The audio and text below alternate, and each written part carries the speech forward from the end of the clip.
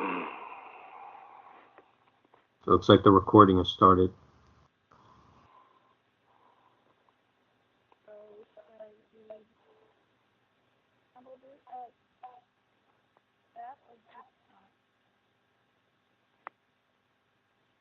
We can't hear you now.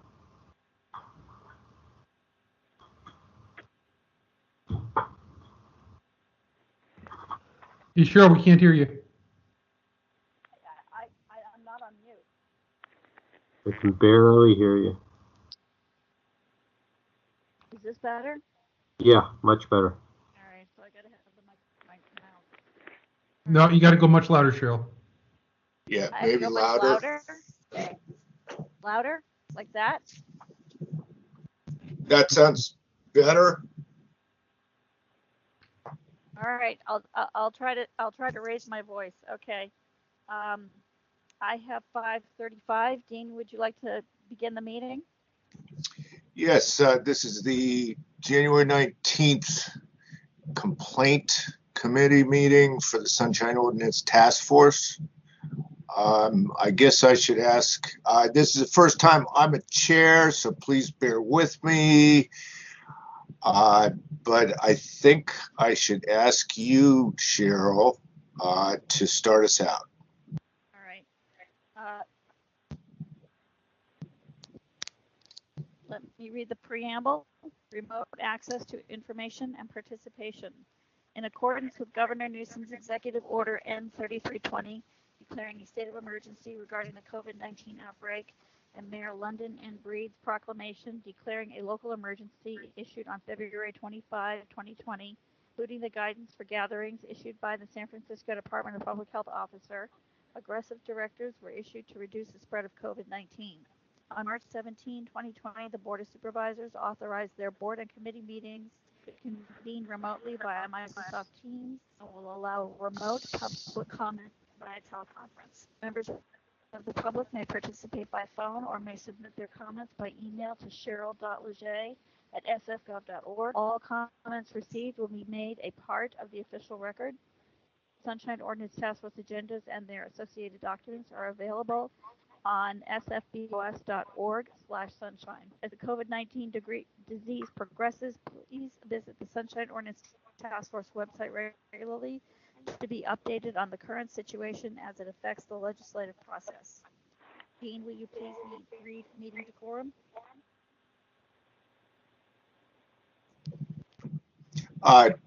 Yes, please. You read that. Meeting decorum. Any member of the Sunshine Ordinance Task Force may call for decorum due to disorderly conduct of meeting participants. Persons who engage in threatening and or menacing behavior may be asked to leave. Okay. Let me read item 1. Call to order, roll call, and agenda changes. No, the complaint committee waived complaint procedure rules to allow more than 2 complaints to be heard in the same meeting by the same complainant. So let's take a roll call first. Member Wolf?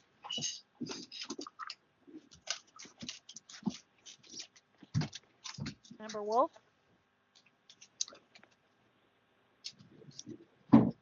Here. Member Wolf, aye. Member Yankee? Present. Yankee present. Chair Schmidt? Present. Present. We have a quorum. So we need to do a quick motion. Cheryl, you need to speak up. We need to do a motion on whether to waive our Sunshine Task Force complaint procedures to require more than 2 complaints to be heard at the same meeting by the same complainant. So any discussion on this matter? Yeah, I have a point to make. Item number 4 is a list of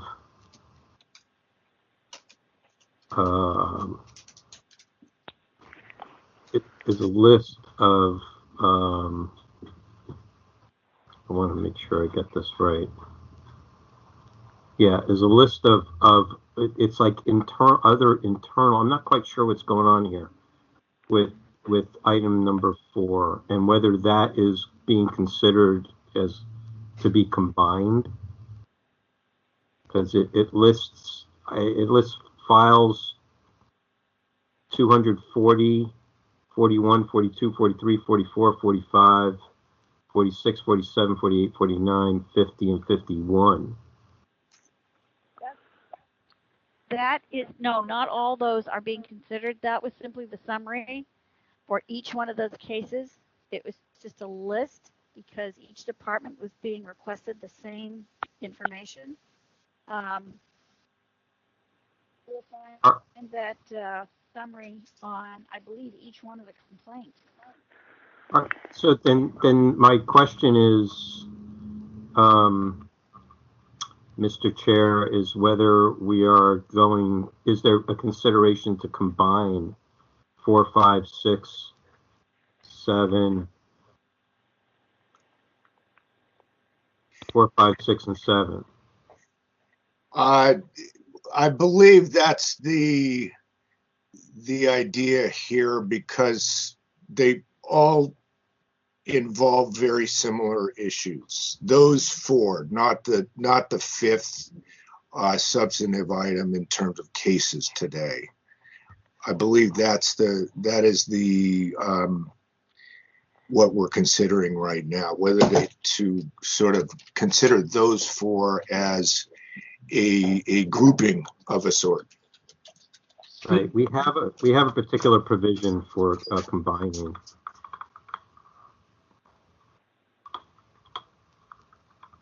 These are different respondents, so I don't think we can combine them. I mean, they may be the same subject matter. I'm not sure if is that would we need to combine in some way, or can we just hear them under this waiver? Yeah. It can't be combined. It has to include the same complainant and respondent. So then we'll have to do the waiver. I mean, I'm fine with the waiver myself. Yeah, I'm fine with that. That's pretty much the extent of my discussion on this. Okay.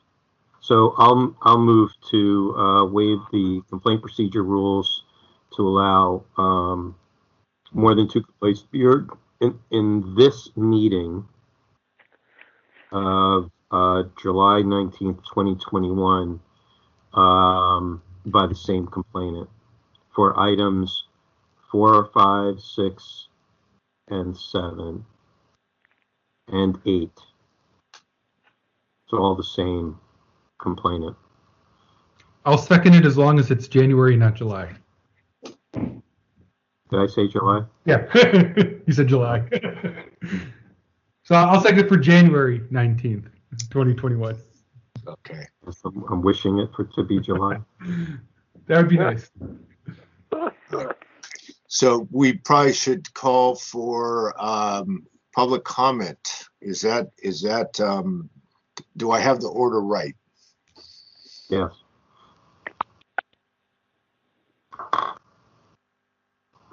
Thank you, Member Wolf. Yes, public comment. Chair Wolf. Yes, hello. I'd like to make public comment. Yeah, I guess we can go ahead with that. First commenter, please You have proceed. you have to wait for Cheryl to get the clock Okay. ready. Yeah, let's get an indication from Cheryl, please. Are we talking about the motion to combine those items, or are we talking about general public comment item 3? We're just talking about number 3 right now, not general public comment. Well, what about the idea of combining the hearing for items 4, 5, 6, and 7, and maybe 8? There was a motion, I didn't hear a vote, but I think that should take public comment. Yes. No, wait a minute. He's I'm sorry. wrong. I'll He's defer. wrong. I'll defer to Mr. If you're listening, we had talked about trying to combine them. We cannot combine them against our own complaint procedure rules because they are different respondents.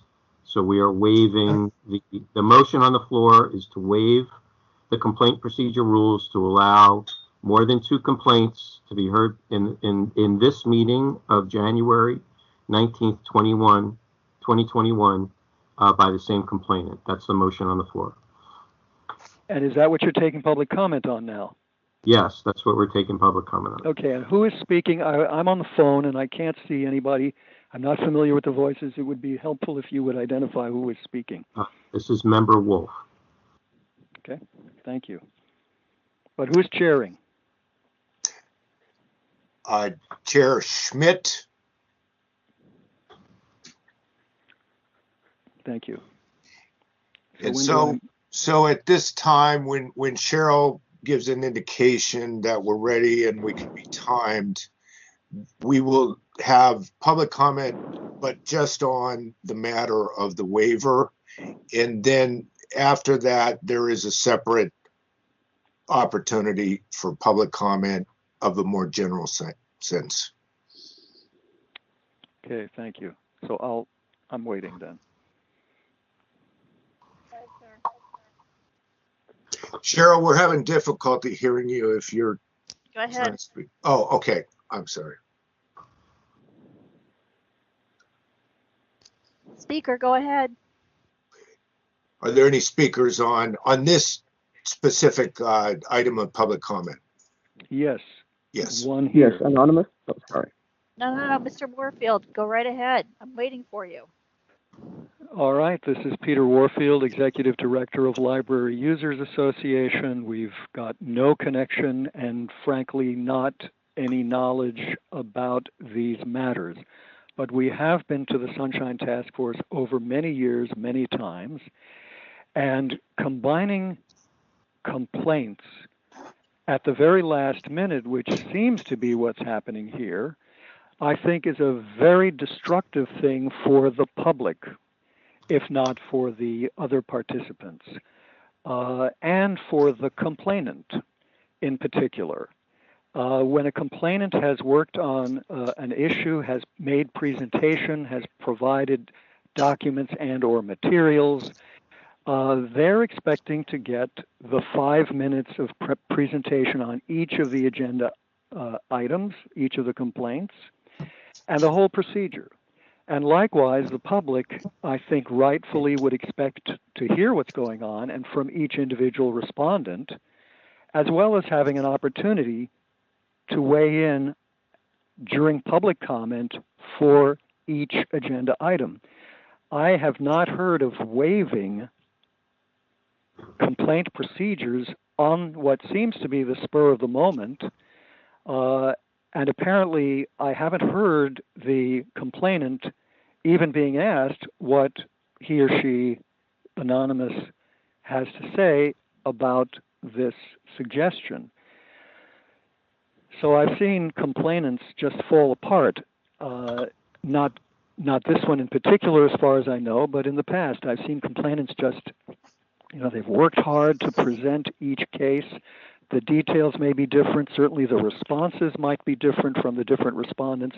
There's no indication either of how this will work for the complainant or the public. So will you be giving 4 items, 4 times 3 minutes of public comment, 12 minutes in one fell swoop? There's no clarity about that, as far as I know, either being discussed or my recollection in the past is that hasn't been described in the procedures. Will the complainant get 20 minutes for 4 complaints all filed at once? And I also Mr. think Warfield. I have 2 minutes and 37 seconds that I've been speaking. It's also problematic for the members themselves to keep track of what's going on and who replied to what, and maybe one of them is in violation and somebody else is not, and somebody is maybe. I think it's enormously confusing, especially when it hasn't been determined in advance. Thank you.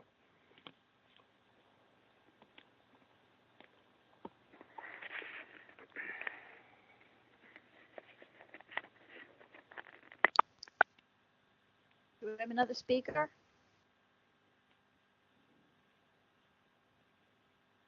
Hello, do we have another speaker? No, I'm going to go through normal public comment. Sorry, general public comment.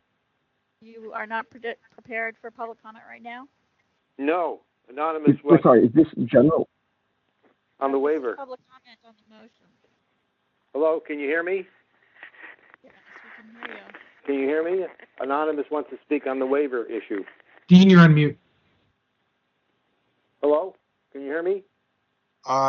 We can have more public comment on this specific matter, but we need to wait until Cheryl indicates she has a timer ready. Yeah, I'm ready. Do we have a speaker? Yes, can you hear this anonymous speaker? Yes, we can hear you. Go ahead, sir. Yes, I agree with Mr. Warfield entirely. The matter is very confusing, even for long-standing participants in the task force and the complaints committee procedures. All those questions have to be answered by your body in order to proceed in a faithful manner so that people know that due process is not being violated and thrown out the window, which it sounds like it is. So that is essentially what I have to say.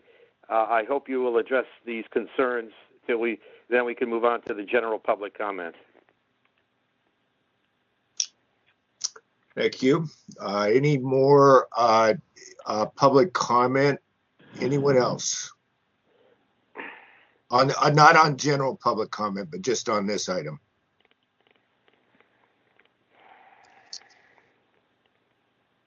Do we have another public comment speaker?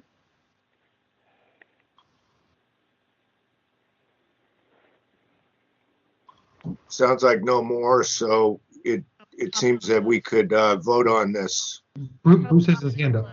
Yeah, Bruce, Member Wolf, do you have something? I just want to inform everyone that this item has been on the agenda, that was properly noticed more than 3 days ago. And it is not for combining. I had started out the conversation asking if these items might be able to be combined. I'll repeat again that our complaint procedure does not allow these particular items to be combined because they are of different respondents. It's clearly notated in our complaint procedure. The agenda for today clearly states that the question that is before us is whether to waive the complaint procedure rules to allow for more than 2 complaints to be heard in the same meeting by the same complainant. That is what we are, that's the question before us right now. So I hope that makes things clear for everyone who is attending and the members of the committee here. Thank you. I'm ready for a vote. Thank you, Member Wolf. That was good to clarify for everyone involved. Yeah, we can have a vote. Member Wolf? Aye. Wolf, aye. Member Yankee? Aye. Member Yankee, aye. Chair Schmidt? And aye. Chair Schmidt. Motion to have more than 2 complaints heard at this meeting passes. We are on to item number 2. You ready? Yeah, item number 3, I guess. Two. Oh, 2. Approval of the December 2nd and December 15 complaint committee meeting minutes. Does anybody have any changes or edits? I have them with me right here. Any discussion on this from the members? I have no changes. I have no changes. Okay. I move to approve both sets of meeting minutes. Second. And then we can open this up for public comment. So on the previous item are you combining the 2, 4, and 5? What is being combined and what is not being combined? How is it being combined? I need to ask you to either talk public comment on this item or not, although I will say that Member Wolf explained that there's no combination. There's no combining going on here. There's no combining. So public comment on number 2. Does anyone have public comment on this? Yes, I do. Can you hear me? Hello. Yes, we can hear you. Okay. Thank you. Let me know when I may begin time-wise. Thank you.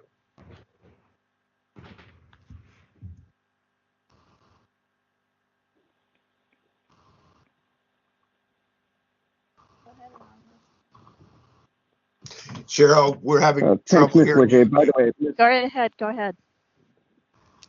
thanks, I can hear you now. The correction is for Dr. Sumchai's case on December 2nd, Sumchai versus Breed on page P3 of your minutes. The public comment, which is my public comment, was that actually that Dr. Sumchai had made an allegation of a public meeting violation in her letter on page P127. That was a substance of my comment. And that was why you shouldn't dismiss the case, and that's why you should read that letter instead. So please do include the fact that I commented that there was, Dr. Sumchai had in fact alleged a public meetings violation in her letter on page P127. Thank you very much.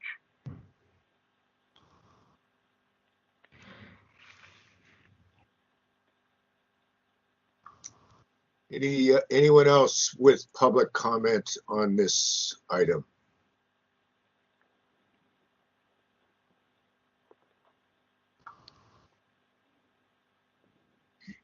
It sounds like there's no further public comment on this item, so we should go ahead with a vote. I'm okay with accepting the amended change that the speaker requested. So I would move to approve the minutes with that amendment. I'll accept that amendment too. Sounds good. With that change, I think we're ready for a vote.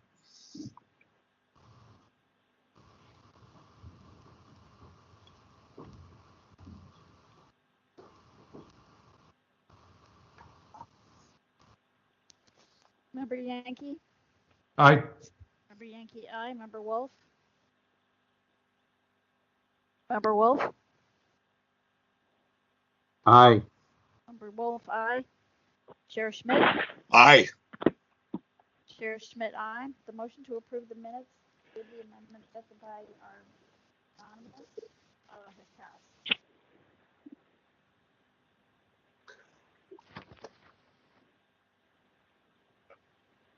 So we can move on to number 3, public comment, general. Members of the, do I read this, Cheryl, or do you?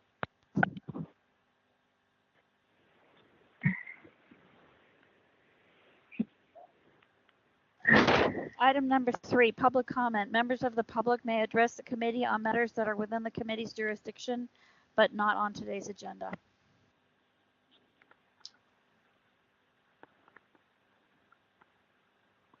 Yes, I would like to say something. If are you waiting for somebody to speak up? Yes, great. We have public comment, and if you could just let Cheryl give you an indication that she's started the timer. I'd appreciate if you'd let me know when the timer started. The last time I think I was almost cut off a little bit early. Go ahead, Mr. Warfield. She was giving you a 30-second warning, Speaker. All right. When does my time start? Your time can start now, sir. Thank you. This is Peter Warfield, Executive Director of Library Users Association.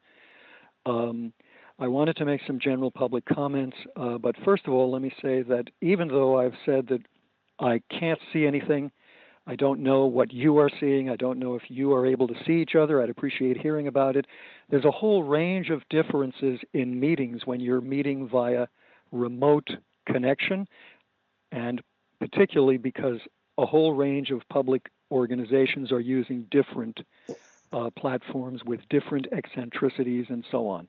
But in all of them where the public is participating by phone, I can't see who's talking, I can't see a nameplate, and right after I said, please identify yourself, obviously you don't have to, but it is making it difficult for the public to follow who's making a motion, who's seconding it, what is the result, and so on. And I think that you ought to consider changing your bylaws for the duration of however long it's happening that you're going to be doing remote meetings. I also think there ought to be some built-in ability for people, as if the public were a member, a point of information that's different from commenting on the agenda item, to try and straighten out what's going on. You amongst yourselves talk about non-agenda items when you talk and say, I can't hear you, I can't, and so on and so forth.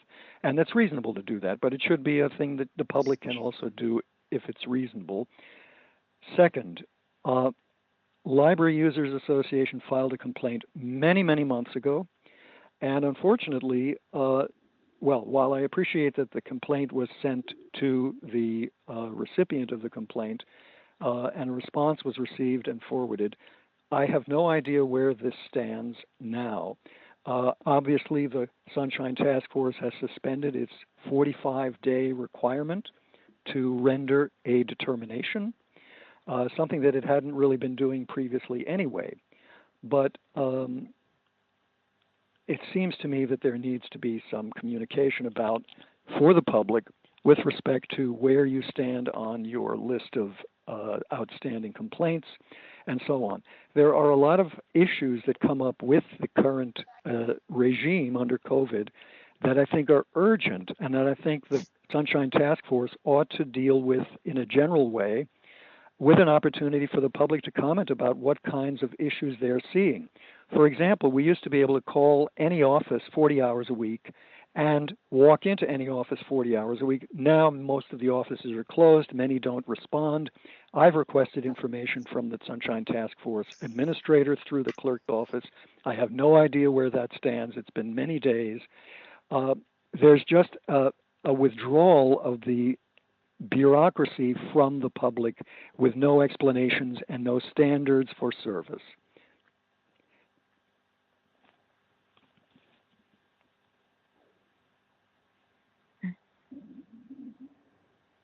Anyway, I think that's something that your group ought to address very straightforwardly and clearly for the public.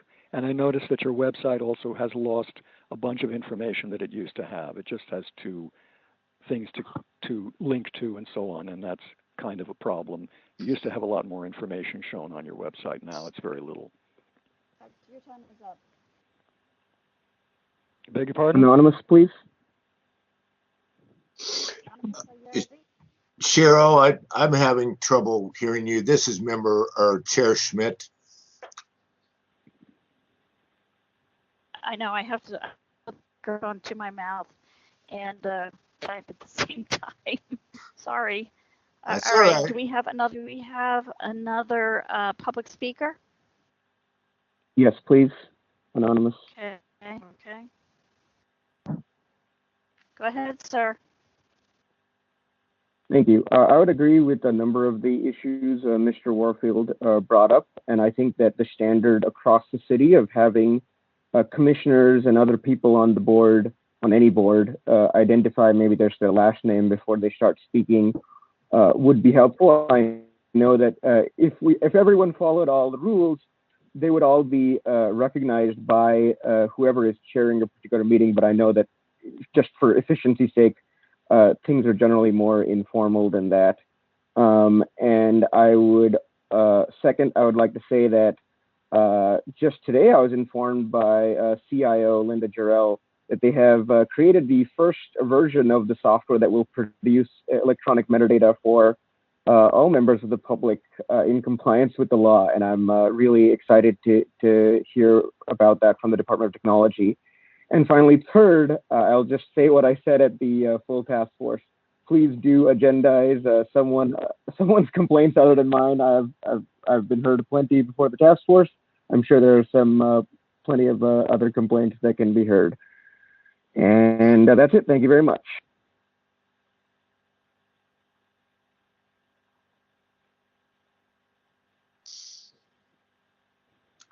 Do we have anyone else for general public comment?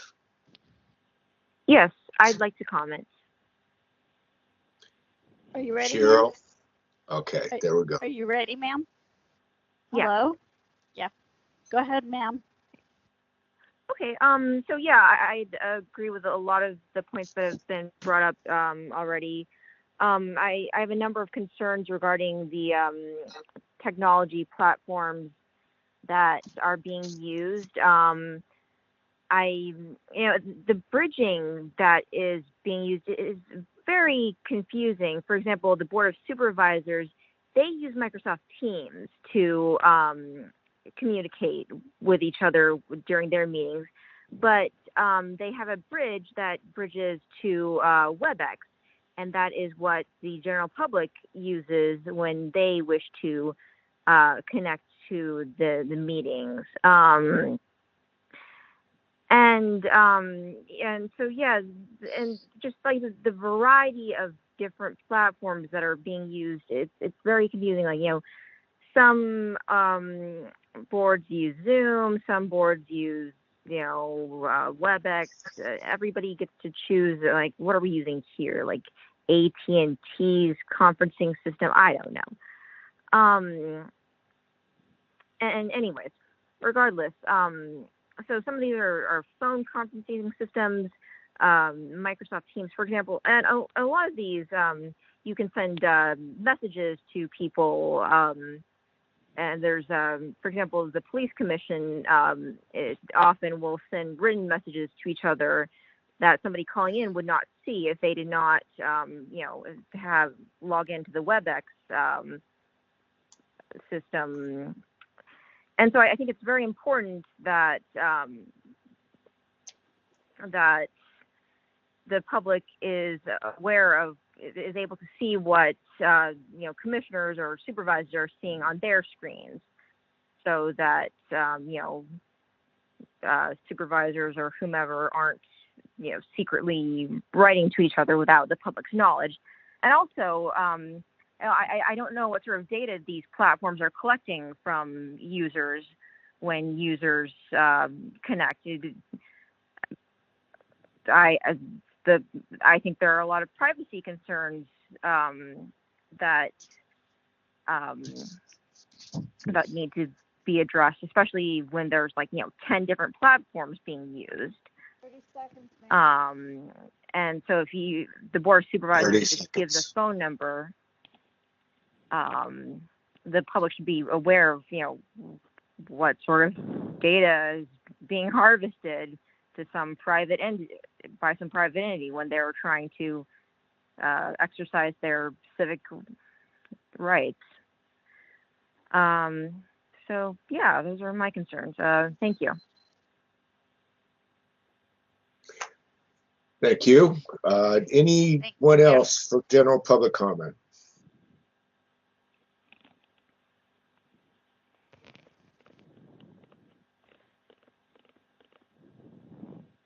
Hello, can you hear me? Hello? Yes, Public we can hear you now. Cheryl, are you ready for another person for public comment? Yes, I am. Let me know Go when it ahead, starts. sir. Go ahead. Yeah, you may proceed. Okay, this is an anonymous set of comments. I'm very concerned with the way the administrator is conducting the business of the office of the task force. It's until recently, the administrator was answering the phone during working hours with some regularity. Now it's very, very difficult to reach the administrator if you wish to remain anonymous, to be honest. We don't know how many hours. It looks like she has cut back her hours. I don't know. How many hours of service is the administrator being paid for? And again, these, if you send a document to the city hall, like it's the fax, how often does the administrator go there to pick up such documents? These are important questions in the functioning of the rules and regulations and laws of that the task force functions under. Now, I have a specific gripe that I aired last time at the general task force meeting, and regarding a November 29th immediate disclosure request that I made to the SFMTA, and when I didn't get a response, I faxed a complaint to the administrator on December 8th, and I still don't have the documents. I don't have a complete listing of the documents that are requested, and frankly, I don't know if I'm getting paranoid, but I was having in the past, the administrator would notify the object of the complaint I don't think the administrator has done that, and I'm having great difficulty getting some definition of what is the status of my complaint, what is the file number. Apparently, it's in some black hole somewhere, and nobody knows the status of it. So I think and I was so concerned that I even filed a complaint with the clerk of the Board of Supervisors. So I think it's the duty of the administrator to pass along complaints, to process them, not to censor them, not to stop them from going ahead. I realize we are all operating on a much longer time frame, and I'm willing to work with that. But I have to feel like I'm not wasting my my energy here and being stopped from making legitimate public records requests, which is what I feel like is going on here. So thanks for your help, and I realize this is all new to us. I really feel like there's almost a collapse in democratic procedures with the Board of Supervisors, much more difficult to contact. I left numerous messages from my supervisor, which were not returned. I mean, I lost count. So we are not operating anything like in the democratic fashion we are used to pre-COVID, and I hope it's not causing some permanent damage in the functioning of government. But I'm very, very concerned that it is, and that we're never going to go back to anything like, admittedly, not a perfect system, but much better than we're dealing with now. So I appreciate your help, and eventually I hope my complaint will come before the complaint committee. Thank you.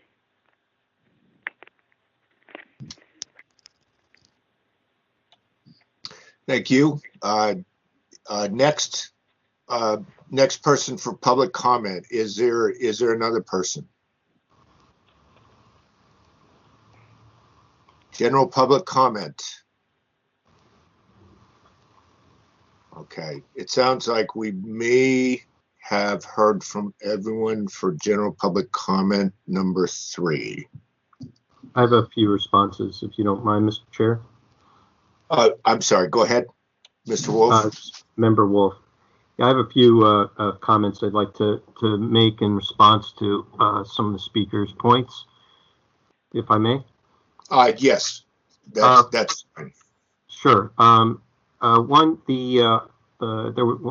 speaker spoke about the 45-day rule not being followed. I'm not aware of any case at this point right now, pre-pandemic, that the 45-day rule for all complaints prior to the shelter-in-place order has not been followed. After the shelter-in-place order, there was requests that were made to every complainant if they would waive the 45-day rule, and if they did not waive the 45-day rule, then at the very next complaint or very next committee meeting where the complaint could be heard, that's what would have happened. We have, I believe, exhausted that process right now, and now we're kind of as close as possible with any new complaints to be in compliance with that. Second, the task force has more than once agendized meetings regarding how we're dealing with technology and meetings and the Brown Act with regards to using web conferencing. We've had more than one meeting on this. We have had extensive discussion, and we have also asked the public to report anomalies that they come across so that the task force can continue its review. Third, the website has not changed at all, except that new items are added to it regularly, including meeting agendas, meeting minutes, and orders of determination. Nothing has been removed that we are aware of. If you do notice something missing, please be specific as to what you believe is missing. General reports without specifics makes it very hard for us to address the issue. We are using Microsoft Teams in this meeting and in every meeting that we have since we started meeting back in June. With regards to privacy concerns, anyone is certainly welcome to request public information of any of these platforms, but also know that the voters in 2018 passed a charter amendment called the Privacy First Act, which lays out a bunch of other guidelines with regards to protecting the public's privacy. And lastly, City Hall is virtually closed. It's limited access for certain staff. We're all working remotely, and I totally appreciate your patience during these extraordinary times. Doing the best we can. It is very, very tough, and we do recognize, and we do recognize that it's been tough on everyone, and trying to find ways to make things go smoother and better are proved to be somewhat difficult. So that's all I have. Thank you very much. Thank you, Member Wolf. This is Chair Schmidt again, and it looks like we would move to number 4 next, unless there yeah, let's go on to number 4. Item number 4, file number 20045, complaint filed by Anonymous against Jeannie Nicholson of the Fire Department for allegedly violating Administrative Code Section 6729-5 by keeping or caused to be kept a daily calendar wherein where is recorded the time and the place of each meeting or each event attended. Okay, again, this is Chair Schmidt. I will note that we are only hearing line 4 at this time. We will have 4 items, all filed by the same complainant, which will have very similar issues in them, but we will hear them one at a time. And so at this time, I guess we should go ahead and hear from the complainant. Thank you very much. Please let me know, Ms. Leger, when my time would begin. Go ahead, sir. Thank you. This is the complainant for the recording. Can you hear me? Now we can hear you, Cheryl. Okay, go ahead. Go ahead, Anonymous. Thank you very much. This is the complainant speaking. This is case 20045.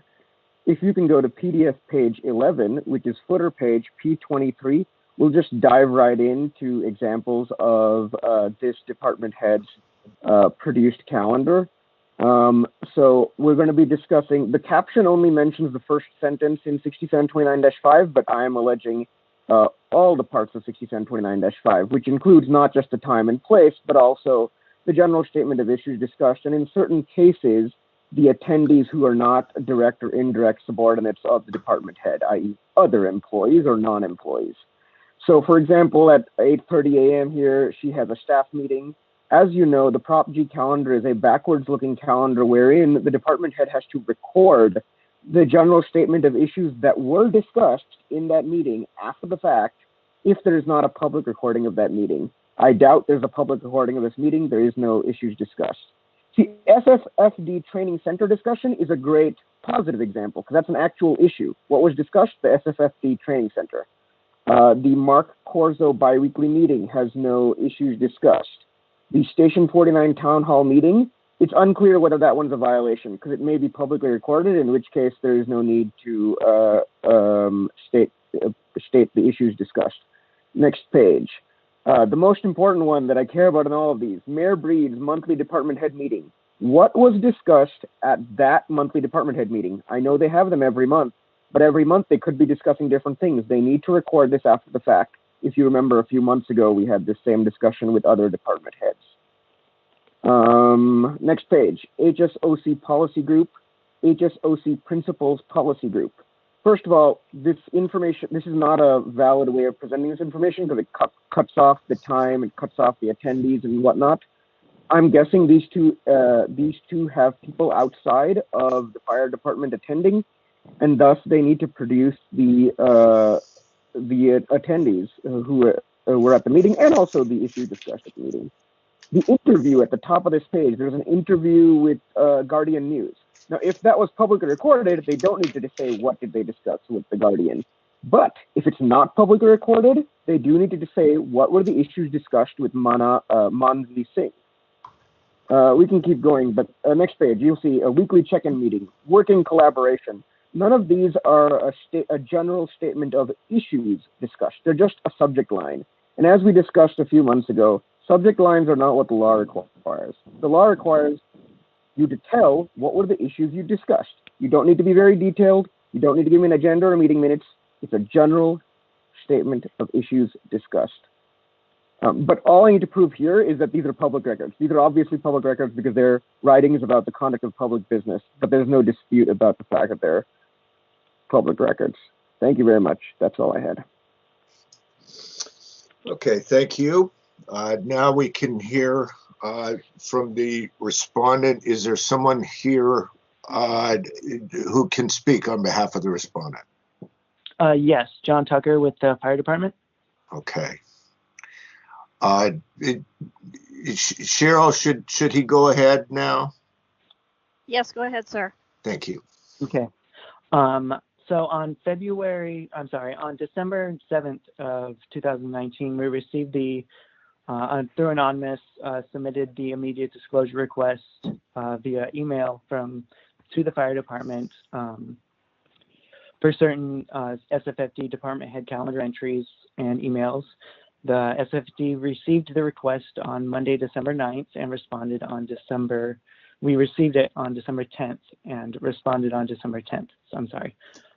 Providing the cover letter and also the examples that we went through in Exhibit A of the packet here. On February 9th, Anonymous sent an email to SFFD asserting that SFFD had violated the SF Administration Code 67.29-5 in its December 10th response because of some meetings lacking statements of issues discussed. In this email, Anonymous notified SFFD that it would file a complaint with the Sunshine Task Force asserting these deficiencies unless the SFFD department had signed and posted online a consent letter. And the proposed consent letter inaccurately described SFFD's conduct, inaccurately purported to acknowledge liability on the part of SFFD under state and local law, and bound the SFFD department head to post the letter online for the duration of their tenure in that position. The SFFD considered this request unreasonable and legally problematic and declined to sign the letter. And so on March 2nd of 2020, the San Francisco Fire Department received the formal complaint and submitted to the Sunshine Task Force by Anonymous alleging the violations of the Administration Code.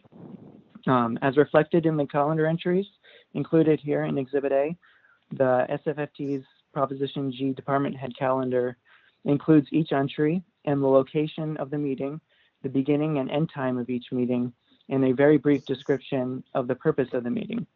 Only 4 meetings in the entries from November 10th through 17th calendar pages failed to disclose the meeting attendees when the list was required under the Administration Code of 67.29.5, which is requiring the listing of the meeting attendees where a meeting involved fewer than 10 attendees whose names were known to the department head.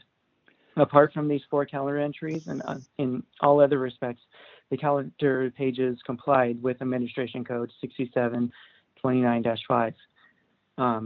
Since then, the San Francisco Fire Department, we have taken steps in 2020 to add more information to the calendar to make it more accessible and informative to the public and to improve compliance with the administration code. And as of January 1st of 2020, the executive assistant to the department head has taken the following additional duties in her management to Prop G calendar: regularly confirming the names of the meeting attendees and ensuring that Prop G calendar entries reflected this information, and where possible, adding expanded descriptions of the subject matter of each meeting to Prop G entries, including a meeting agenda. And I checked in just last week with the executive assistant to the department head and confirmed that these extra steps are still being taken and have been being taken since January 1st of 2020. Thank you. Okay, thank you. Are there any other witnesses or people speaking on behalf of the parties in this case? Okay, having none, we now should open this to questioning and discussion. Anyone have anything? Member Wolf? Yes, please, Member Wolf. Okay, for the respondent, can you please repeat your name again? Thank you. My name is John Tucker. John Tucker. Thank you, Mr. Tucker. Welcome. Do you have a rank? Do you want me to refer you by rank? I'm the custodian of records, but you can just call me John. It's fine, John Okay, Tucker. John. Thank you. Can you please explain again the issue of not including all the attendees of the meetings? I know some of the meetings are not scheduled by the chief or the chief's department or the executive assistant. They're scheduled by other departments, and so knowing who attended that meeting, the department head wouldn't have that information ahead of time. And also, I believe that that information should be included into the department that should have scheduled the meeting as well, about who is attending that specific meeting. Okay. And the second question is why there's no description of the discussion of the meeting as per the ordinance that requires a general statement of the issues discussed in past tense. I believe some of them there are. However, like with the issue, for example, the CD one with Mark Corso biweekly meeting, that's a biweekly meeting of standard department issues. Yeah, but I believe that can you point to an example? Yeah, I believe that with a lot of them, it was just honestly an oversight. We did, Chief Nicholson at this time was a new department head with a new administrative assistant. So kind of working out the kinks and everything with this calendar, I believe could be an issue, and honestly just an oversight. I did check in with the administrative assistant, like I said, and with these added information to make sure that the Prop G calendar is compliant with administrative code, that those steps are still being taken since January 1st of last year. So we are including more information, but specifically to some of the new or some of the entries in here, I believe it was just an oversight in not knowing what information needed to be in there, as they are new department head and a new executive assistant. But we are actually, I believe the administrative assistant had spoken to the city attorney, and the city attorney had recommended that we add this information. And so that was the information that they are now including since January 1st of 2020. Thank you. Mm-hmm. Okay, it looks like Member Yankee. Hi, just a question here for the respondent. it appears that these records were turned over. It looks like some type of Outlook format that was used for the calendar, and it looks like it was turned over in like a daily calendar view, which can limit certain information from being turned over. Have you considered turning over each appointment separately rather than using the daily view going forward? That is a good idea, and I think that would actually help alleviate some of the discrepancies in or loss or miscommunication, I guess I should say, in what's going on. But I will definitely take that into consideration and definitely pass that along to our department head to see if that's something we can get into. Okay, thank you. That's all I had. Okay. I don't have any questions for the parties, so we should go ahead and have our discussion among the members. Any comments?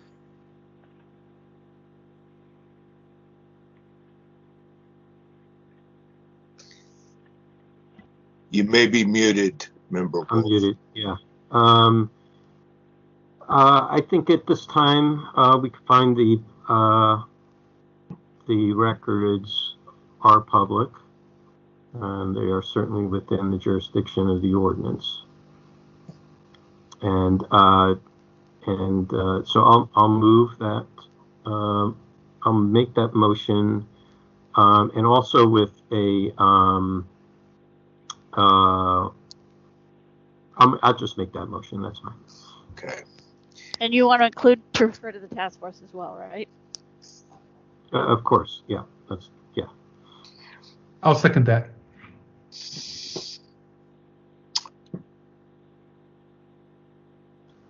Okay. So we do have a motion, and this is Chair Schmidt. I guess we should open this up to public comment on the motion.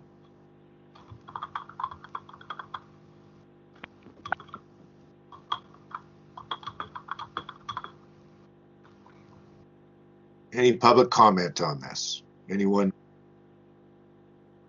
Do we have to announce, or can you see whether we are interested by whether we're muted or not?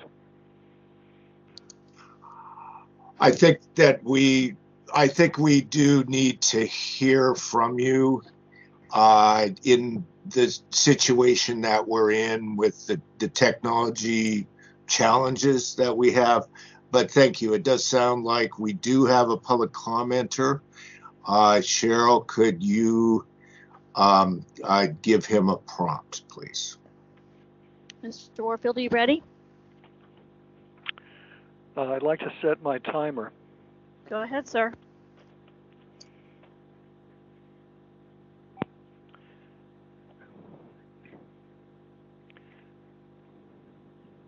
You may proceed, sir.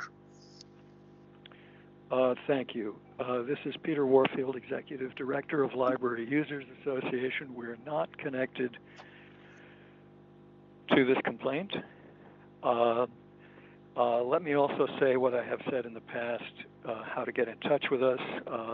We're reachable by email at libraryusers2004@yahoo.com, and those who are concerned about privacy can send us a United States Postal Service letter, P.O. Box 170544, San Francisco, California, 94117-0544.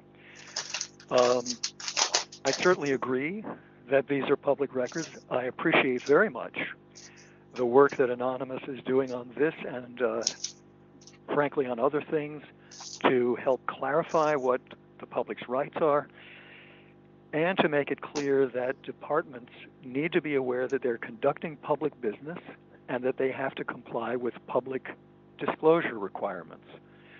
I also think that it's not clear what you're going to be voting on other than that these are public records. You used to give a recommendation, and I think it's still the case that you're not giving a recommendation to the full task force, which I think is unfortunate. I also think it's unfortunate. I don't see presumably your attorney, who you're supposed to have under the law, helping you. I don't see any kind of a contribution as to a legal opinion or anything else from your attorney. And I guess I understood at some point that was stripped away from the Sunshine Task Force. I don't know that in practice those were very helpful. I certainly experienced personally and in the Collective Library Users Association that those were often very biased and unhelpful, and at times also quite confusing as to what the issues were. Typically, I think that the city attorney would prepare those pretty quick just before the meetings. So yes, I think those, it's been well laid out what the law requires, and again, I appreciate the complainant who is serving to make public actions more visible public, and I hope that if you have an opportunity to give a suggestion as to the direction in which this should go that you would find for a violation, you can certainly appreciate what the fire department might be doing to mitigate or improve matters after the fact. Thanks very much.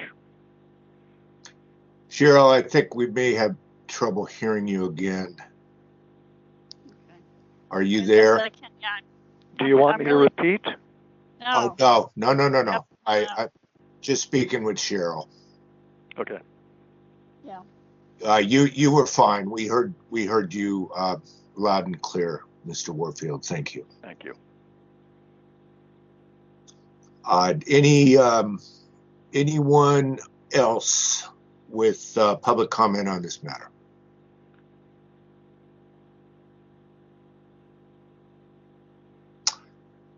Okay, seeing that there is no other public comment on the matter, I think we're ready to vote on what has been proposed. Member Wolf? Aye. You're voting yay or nay? Aye. Member Wolf, aye. Member Yankee? Aye. Member Yankee, aye. Chair Schmidt? Aye. Chair Schmidt, aye. The motion to send to the full task force passes. Okay. So we are ready to move to the next matter, line 5, file number 20046. Item number 5, file number 20046. Complaint filed by Anonymous against Joaquin Torres of the Department of Economic and Workforce Development for allegedly violating Administrative Code Section 6729-5 by keeping or causing to be kept a daily calendar wherein it is recorded the time and place of each meeting or event attended. Okay, first, again, this is Chair Schmidt for purposes of identification. We can now hear from the complainant. Sir, are you ready? Thank you very much. Please let me know when I may begin. You can begin now, sir. Yes. Thank you. I'll just make a request to the chair that it's quite often very difficult to hear what the clerk is saying, especially when she's actually repeating the final motion and making the decision, saying it passed or not. So I'd ask the chair just to repeat whatever she has said, so it's definitely recorded on the audio. Thank you. Now, regards to my case, we can begin on page 12 of the PDF, which is page P68 of the footer. Here we go. So this is the same it's the same style of complaint as 67.29-5 regarding the Prop G calendar of a department head. This one you can see at 9:30, Mayor Senior Staff check-in. And I'll raise the issue here since maybe they'll have this in defense here too. It doesn't matter whether the mayor I know that actually the mayor doesn't put this on the calendar of other department heads. It's a staff member of the mayor who puts this on other people's calendar. That's not relevant. The law requires each and every department head and every elected official to maintain such a calendar. You heard this a few months ago. Well, I got the invite from someone else. That's not an excuse. This is a backwards-looking calendar, and there's a reason why some departments maintain two calendars, like the mayor and the police chief. They maintain their actual Outlook calendar, the non-Prop G calendar, and then they maintain a backwards-looking Prop G calendar that has exactly what is requested by, required by Prop G 67.29-5. So it's not an excuse if someone else put the invitation on your calendar. So that doesn't have a general statement of issues discussed. Tonya Joaquin, sorry, I apologize, I'm not pronouncing that correctly. Weekly call, that's not what we discussed that week. Special events co-chair check-in. See, there's an actual thing. They're discussing special events. Weekly senior staff commission, meeting. That's not a statement of issues. Hold small business commission. See, that one they don't have to give me because that's probably publicly recorded. Internal communications check-in. There's an issue they're discussing. Internal communications. Next page. Pretty similar issues here. Although I think there's another issue here. If you look at number 2, SVLG OEWD Connect, I am guessing that one has, that event has members, has attendees that are not direct or indirect employees of this department head, and they do need to be listed. This person, their daily view is, they kind of zoom it out so you can see in tiny font everything there. But if they provided the individual Outlook entries, they might possibly be complying with the attendees requirement. In addition, I don't think I have anything else to say on this matter. Thank you very much. Okay, thank you. Any other witnesses on complainant's behalf? All right, now we're ready. Is there anyone here to speak on behalf of the respondent? Yes, hello, this is Mary Ann from OEWD, and I am here to speak on behalf of Director Torres. Okay.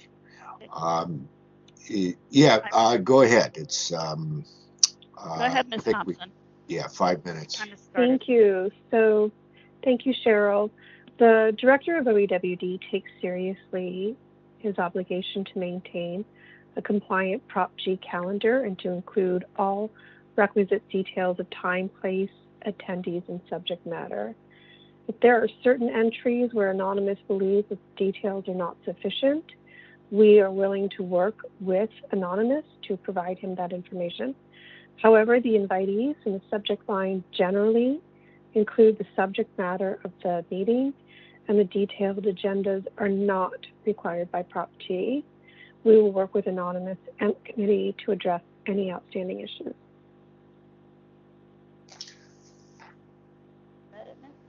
Is that it, Ms. Thompson? Are you done? Yes, I just need to point out that this was February of last year. We're almost at February of 2021.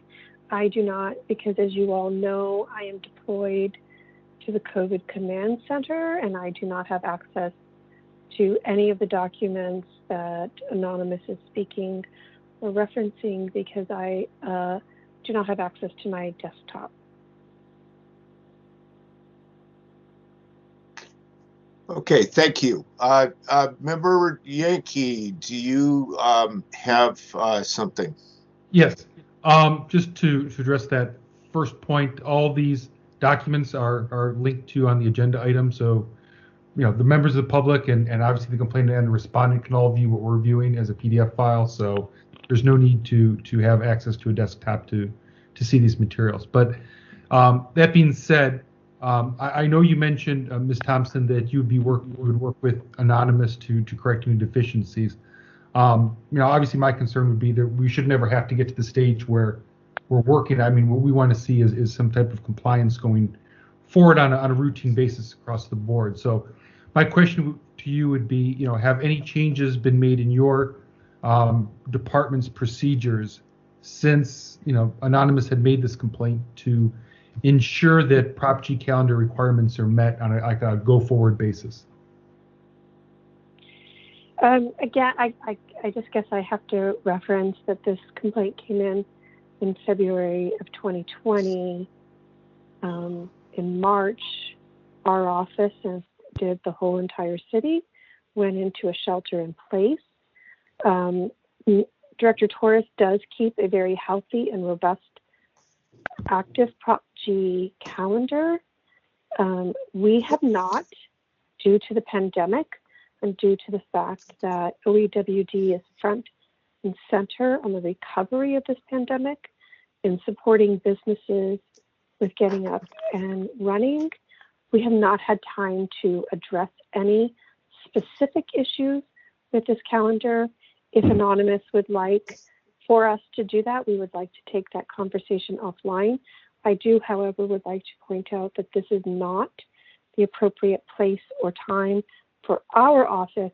And again, as I have said in previous meetings, we're happy to have these conversations as we come out of this pandemic and as our number one priority is no longer on the businesses of San Francisco, but so that we can focus on individual complaints, whether it be Mr. Hooper, whether it be Anonymous, or any of those other individuals.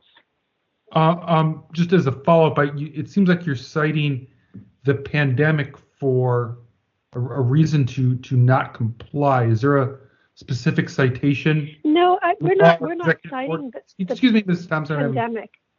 Sure, Right. You go right ahead.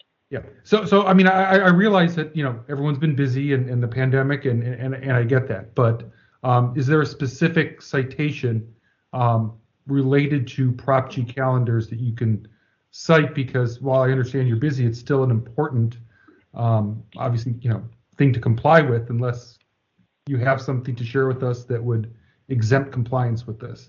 Go ahead. I guess perhaps what I would say to you and to members of the task force is that if there is something very specific that you can articulate that you would like us to add to Director Torres' calendars, that we would be happy to add them. It's just that since this complaint was made and since we did provide Anonymous the responsive documents, there has been no action on this particular complaint until now. And as you can imagine, in a small staff like ours, we have been very focused on the pandemic. So I'm not therefore saying that our reason for not maintaining a Prop G calendar is because of the pandemic. I am saying specifically that if Anonymous would like to articulate in an email what it is he would like to see in a Prop G calendar, we would be happy to look at that and review it, but that in the moment we have no capacity as a small staff to do that in this very, very moment. Okay. I know Member Wolf wants to go, so I'll just wrap up with this. Is that my understanding, based on the testimony so far, is that Anonymous is essentially simply asking for what the administrative code and the Sunshine Ordinance requires with a Prop G calendar. I haven't heard him to date, ask for anything beyond the minimum requirements of the Sunshine Ordinance. So I'll leave it there. Over to. Okay, I don't believe Okay, that I'm gonna, Anonymous has. Mr. Go ahead. It's Member Wolf. I'd like to call on now. Member Wolf, I think you're muted. Sorry, I didn't catch the name of the respondent. Can you please repeat your name, please? Ms. Thompson? Yes, it's Mary Ann Mizuko Thompson from the Office of Economic and Workforce Development. Okay. Thank you very much. So I just want to I'm just not quite understanding your statements. This request was made pre-pandemic, and it was before the shelter-in-place order. Sunshine Ordinance and the Prop G calendar requirements state that the calendars are to be made available subsequent to 3 days after the period of time that it's that the calendars are actually made. As far as action, not until now, I mean, it's the way that Sunshine Task Force operates. We get complaints, they go through a process, We try to hear them as close to timely as possible. But we've been affected by the shelter-in-place order, the same as everybody else has. We were prohibited from having meetings until starting in June, and then because of technology, we couldn't actually get back to regular business until September. And we're also a small staff. We only have one staff member. So, I would appreciate a little understanding on our part too, that we are doing the best we can. And frankly, the issues of this complaint are back in what is this, February. The ordinance requires that records be responsive within a 10-day turnaround time. So you have 3 days, okay? So starting from the 3 days of the period of time for those particular calendars, and then 10 days thereafter. So you get an extra 3 days, depending upon the period of time for those records. So I'm not quite understanding why So I believe you're confusing two separate issues here.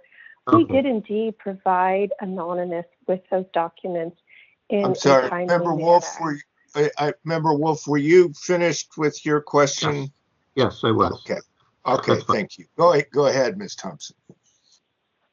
So we did indeed provide Anonymous with the records, and we did indeed provide them to him in a timely manner. That is not the question that is here today. The question that is here today is that Anonymous is seeking more details with regards to the sponsors that we gave him. What we are saying is that we are happy to assist him with that more details, one-on-one, separate from this conversation, but that in the moment, I would just like everyone to be aware that we are, as an office, we are burdened and we are challenged with this current epidemic. And I would say for everyone to think and to remember that a large portion of this epidemic is economically driven, and our office is focused on the recovery of San Francisco. Having said that, if Anonymous has any specific questions about any of the items on Director Torres's calendar, that we would be happy to answer them one-on-one and not take up any more time of the task force, as we recognize that you too are burdened by this pandemic.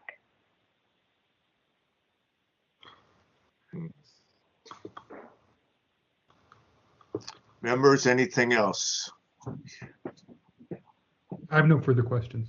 Okay, I don't have any questions myself, but before going to rebuttals, Member Wolf, yes. Yeah, just one thing, just in response to what you just said, Ms. Thompson, I realize that I think what you're asking us is not to take up any complaints at this time until the pandemic is over, because staff are burdened with possibly not actually working in their offices, but at the emergency command center. I get that.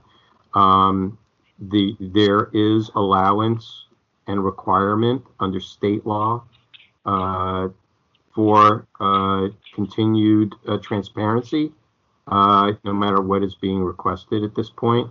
But I do understand what you're saying, and we are all affected.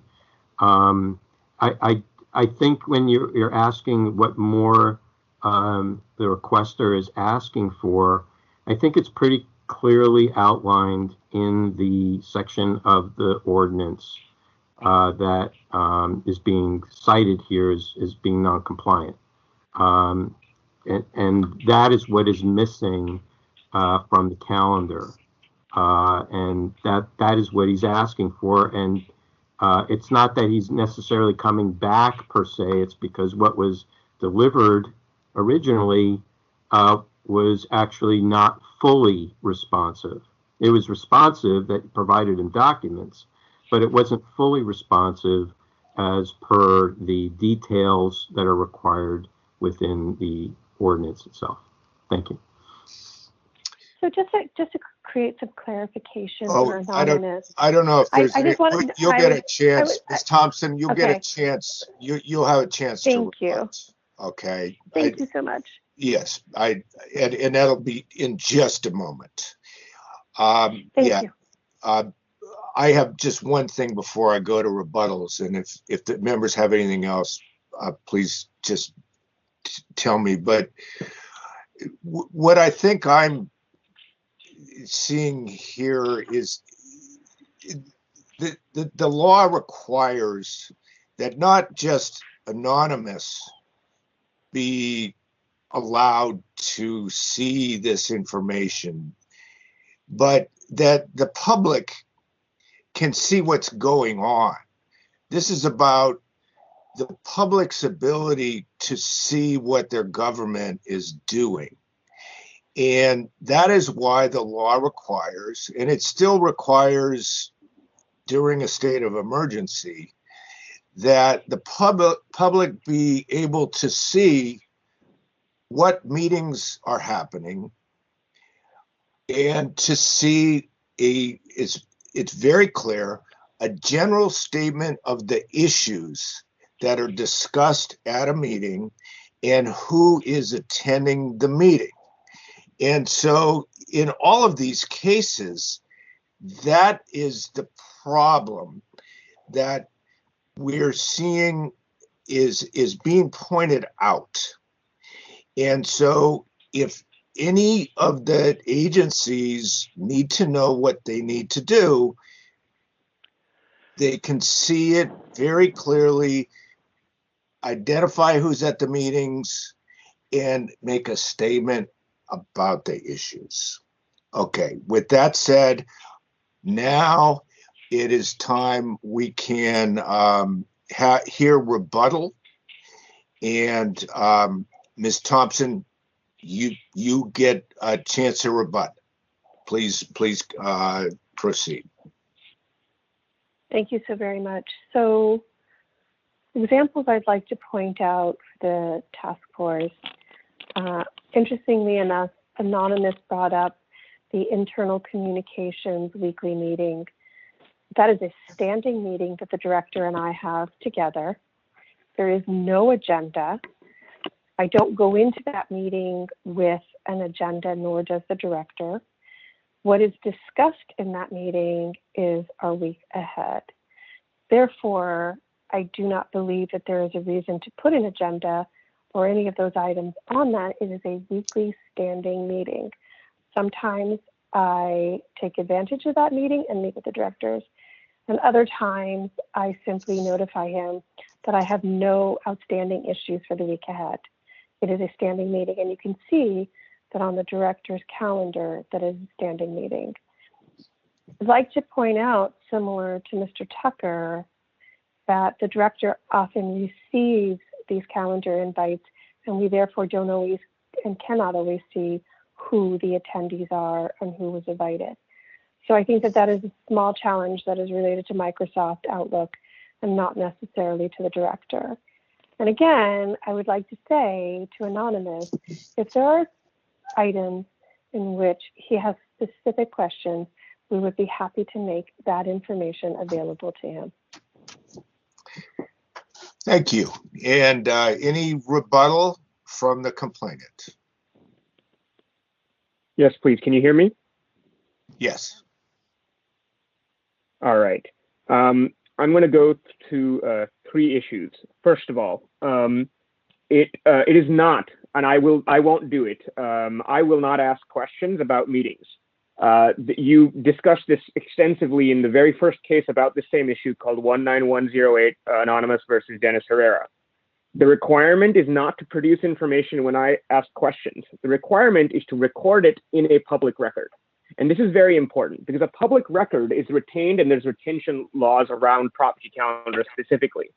If I hadn't asked for these meetings and then later on asked for these questions about what statement of issues were discussed, apparently they don't think they have to record them. That is illegal. the law requires them to make this recorded so all members of the public have access to this information. Second, this is a backwards looking calendar. We've discussed this issue as well. I don't care what is in your forward looking Outlook calendar. If there's a reason why the police chief and the mayor have two calendars, they have the one they use, like, the one they use on a daily basis. And then they have a separate one made just to comply with Prop G, which they fill in after the fact. She's exactly right. You don't know beforehand what's going to be discussed at these weekly meetings. But within 3 days after the meeting occurs, you are required to record who attended, because it might not be the people you invited, right? You might invite 5 people and only 3 people attend. You have to correct that. And the argument that that's not possible in Outlook is also false. The recipient of an invite can edit, and if you don't have permission to, it'll create a copy on your Outlook calendar. You can edit it after the fact and put in the information.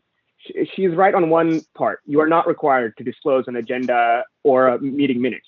It's very simple. A single general statement of issues discussed after the fact.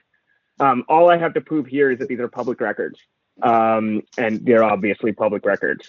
I guess I'll just have to, oh, by the way, there is no mayoral order suspending Prop G requirements. This request and the records are far before people in the United States even knew what COVID was. And even the complaint, there's nothing that has happened that has abrogated 67.29-5. I think someone asked for that earlier. That's all. Thank you very much. Thank you. Members, discussion? I think I'm ready to, I'll make a motion unless Member Wolf has any further discussion items. Okay. So this is Member Yankee, and I would move that, that we have jurisdiction, that the records are public, and to refer to the full task force for a hearing. Second. Okay. And let me, just one small item. Would anyone among us want to include a recommendation to the full task force when it goes there? I'm not saying that I want to do that or don't want to do it. I just want to throw out the possibility. I don't think we've been doing that, and since I've been on the task force, I haven't seen them come through that way. I'm okay with leaving the motion as is, unless Member Wolf has some. Got it. Yeah, Okay. I would just say that we tend to refrain from that at complaint hearings because it somewhat adjudicates the, let's get into adjudication mode, and lots of times that then creates some problems at the task force level. So we generally are here to just make sure we have all the records that we need. We understand what the issues are from both the parties, make sure that everybody's on the same page, and that way we can give a proper report as to what the issues are to the task force at the time of the hearing. Thank you. That's exactly what I was trying to just raise, and I'm satisfied with that.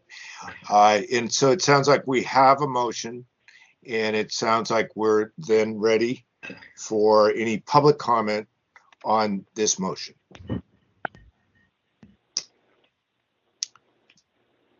Is there anyone who would like to give us a public comment?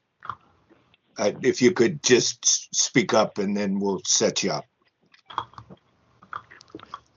Are you talking to me on this matter here? If you want to give public comment, Yes. on this matter, Cheryl, are we ready for that? Yes, we are. Okay, so Cheryl will Mr. give you the prompt. Mr. Warfield, you can go ahead. This is Peter Warfield, Executive Director of Library Users Association. Again, we're not connected to this complaint in any way, and actually are not familiar with the specifics. We wanted to tune in for general public comment and to visit to kind of get updated. However, we're always interested in the arguments and the issues and so on.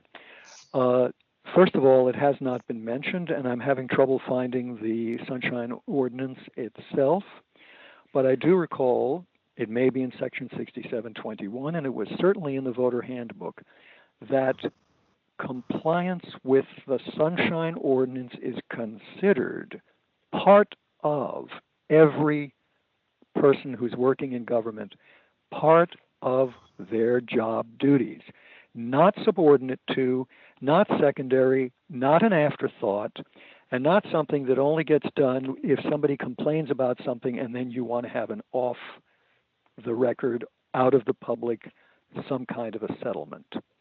I believe it was the chair who said the business about the requirements are the requirements, and it's not a matter of getting together with the complainant. The complainant has made the complaint. The department is responsible for following the law. But again, with respect to the difficulties and so on and so forth, it bothers me when I hear how is it possible on this technology or that app and so on and so forth. The law doesn't say whether you have to provide it on stone tablets or on papyrus scrolls. It's a requirement that it be provided publicly. And that's it. It's very disturbing, and I'm glad that the chair has pointed it out, and I'm not sure if others as well on the committee, I appreciate it, have pointed out that, yes, this is a public requirement, and the excuses being made are being made, whatever excuse works. Now it's COVID. And I appreciate the request for a specific citation. There apparently is none, other than that they have a lot of work to do. And certainly— 30 seconds, sir. Thank you. Certainly that's something that can be appreciated, and everybody has work. Everybody is working under difficulties, but the open government requirement is crucial to how our supposed democracy works. Once again, we can be reached at Library Users 2004@yahoo.com or at P.O. Box 170544 San Francisco 94117-0544. Thank you. Thank you.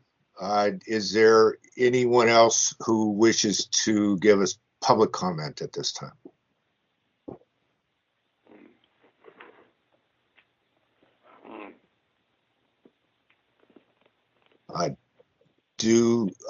I'm not sure if I hear someone. Is there someone there? No. No. Okay. All right. No further public comment. I guess let's go ahead and vote on this. Member Yankee? Aye. Member Yankee, aye. Member Wolf? Aye. Member Wolf, aye. Chair Schmidt? Aye.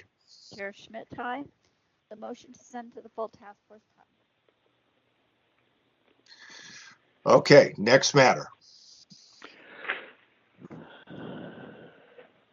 Item number 6, file number 20047, complaint filed by Anonymous against John Arntz, Department of Elections, for allegedly violating Administrative Code Section 6729.5 by keeping or caused to be kept a daily calendar wherein it is recorded the time and place of each meeting or event attended. Okay, let's hear from the complainant on this matter.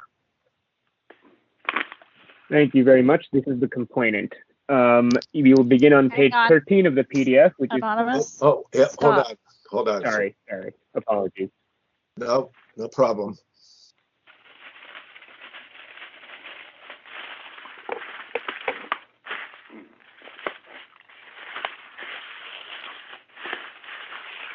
Could someone mute themselves? There's an enormous amount of static.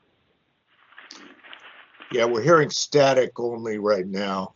Are you there, Cheryl? I am here. Okay. Just tell us when we're ready to hear from Anonymous. Yeah. Anonymous, go ahead. Thank you. Thank you very much. This is the anonymous complainant in this case. We'll begin on page 13 of the PDF, which is page P105 of the footer. The allegations here are the same as the prior two complaints for a violation of 67.29-5 for failing to maintain a compliant Proposition G calendar. In this case, we have the added violation that they don't even tell us the proper date and time of these meetings. So I believe I'd asked for the November, I think it's November 1st to November 14th or something like that, 19 calendars. What they're doing here is they're misproducing these calendars using Outlook. They're producing the original item in a recurrence. This was originally scheduled on February 8th, 2017, and then it repeats every Wednesday. But that's not compliant. I have no clue what date this, within the days I requested, what date or time it is. And it's important because recurring meetings can actually change, right? So often, at least I've seen this with the mayor, she has lots of weekly meetings, but she often changes the times or the days. So you have to give me the actual recurrence instance that exists in the time period I requested. Also, BD weekly meeting is not a statement of issues discussed. Next page. Deborah weekly meeting is not a statement of issues discussed. As you can see, this meeting started in 2014. We have no clue which meeting they're referring to in the present day and age. Since I've now heard all these defenses, I guess I'll preempt the defenses right here. It doesn't matter that it's weekly. You have to, after the fact, within 3 days of the actual meeting occurring, you have to record who was there if they don't work for you, and you have to record the general statement of issues that you actually discussed. So let me give you an example. Maybe this week you discuss, maybe the week during the election you were discussing, election security, and maybe the next week the issue you're discussing was, how many people you have to send COVID-19 emergency measures. The issues can be different every week, and every week you have to tell us which issues you discussed that week. You don't just get to say, I had a meeting with someone every week. That's not compliant with the law. Next page, meeting with Crispin. Again, no clue what they discussed. Next page, meeting with Matthew, campaign services. See, this one's fine. They discussed campaign services, so that's fine. But there's still the date and time is wrong on this. Next page, quick chat. We have no clue what's going on here. This was a meeting between the department head of the registrar's office, which is him, and the department head of the Department of Technology, and we have no clue what they could have discussed here. Next page. This one looks like there are attendees outside of city government. We need to know who they were. It looks like this is a meeting with Dominion. Oh, I guess this is Dominion who makes the election machines, the voting machines. Yeah, we have no clue who attended this meeting, what happened here. Actually, we do know what the issues discussed is, the March 2020 ballot setup, but we don't know who was there. The next one is a good example. SVDFS 2019 project status. That's specific enough, right? Although we might not know who was at this meeting, apparently. So there's a good example.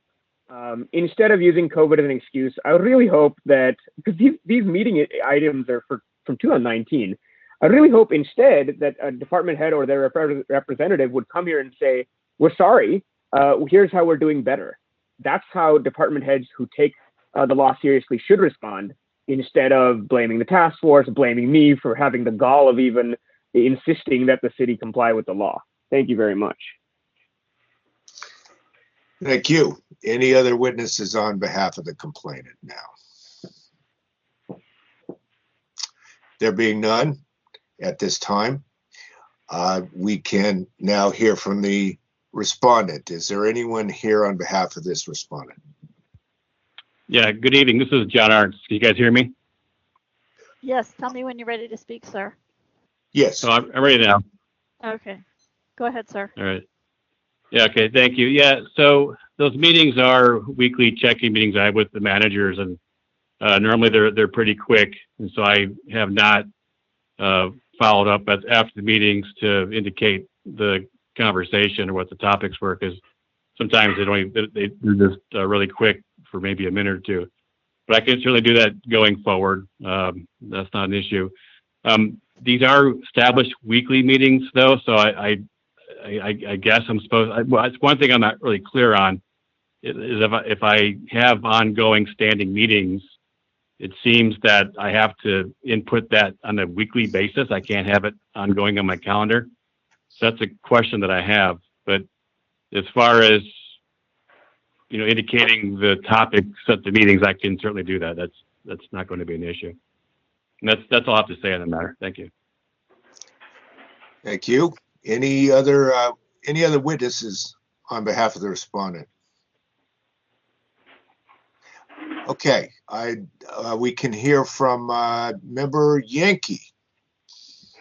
Thank you, Chair Schmidt. So Mr. Arns, kind of I guess more of an answer than a question to your question regarding the weekly meetings. And so the Prop G calendar it's a looking back type of calendar, right? It's not something that you would necessarily schedule on a go forward basis. And so, the requirements would be, within 3 days of that meeting taking place, you would need to record, the general topic that was discussed, the attendees, and so forth and so on, right? So obviously, after each of those weekly meetings, that's something that we would be required to go back and add to, if you're using Outlook in this case, it looks like you are, to those each individual meetings that occurred.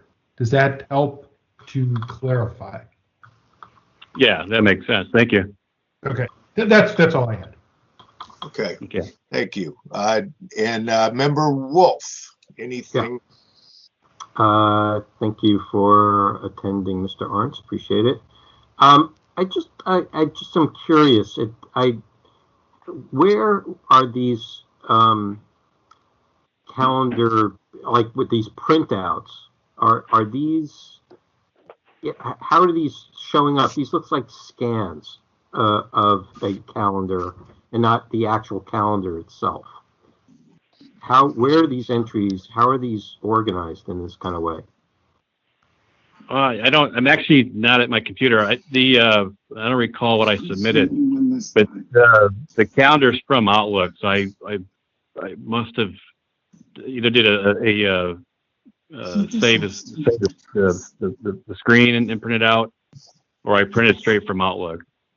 Okay, so it looks like that maybe you printed out each individual appointment, but maybe an asshole, it doesn't mean he's an arms dealer. Can please mute? An admiral, 60 years in the service, coming up on retirement. Selecting officers for logistics, there's somebody and personally managing supply lines, needs to all while mute. remaining on active duty and teaching at the War College. Victor, can you mute all? Yeah, let me try. Give me a moment. It might have been me. I had to rejoin, and I'm not. My mute may have turned off. Let me. Okay, thank you. Just hold on a second. I will try to. I got kicked out, and when I rejoined, I might have left everything on. Oh, okay. No sweat. Thank you. Okay. Okay, we can proceed now, I think. Yeah. Okay. So it looks like possibly that you just did a printout of each individual entry into the calendar and not actually produced the calendar itself. So we really cannot see what kind of, like, from meeting to meeting or day to day what your calendars are, because the dates jump around. So I have, like, on page 111, I have a meeting on July 11th, 2019, and then the very next entry is November 1st. You've had to have meetings in between July and November. And so not having the actual calendar the way you might want to take a look at the previous two cases and see, they're just printing out like the whole day and each day of the period of time that's being requested. So I don't know if you have a response to that or not. No, I don't. No, I don't. I don't have it before me, and I don't recall printing how I printed that out. I know I was trying to be responsive to the information request and how I provided the records, but the effect that you're describing, I don't remember that occurring. I'll have to go back and look, but I understand what you're saying. You want to have an overview of the entire calendar, not just a description or information on the specific meeting within the calendar. I understand that. Okay. And another question is, did you personally do the redactions on these documents? Yes. Okay, so I'm just finding it a little curious because in some areas, the redaction, I see what the redaction is like for the, let's say it was for a Zoom call, right? And there was the meeting ID number. But in some areas it was redacted, in other areas it wasn't. And then there's the area of the phone numbers. Those phone numbers are general phone numbers to Zoom. I'm not quite sure why they need to be redacted, but the requirements for redaction are that they need to be keyed with a log as to why they're keyed, and I'm not seeing that in the entries here. Are you aware if you did make a log and provide it, maybe we didn't get it? No, I didn't make a log. I was trying to redact information that I thought was confidential, and I thought that the company's Zoom contact information was confidential, and that's why I redacted it. It seems like I must have missed a couple of instances. Yeah, okay. Just curious about that. All right, thank you very much. I have no other questions, Mr. Chair. Okay. I actually have, this is Chair Schmidt. Just a question for the respondent. It sounds to me like you can see that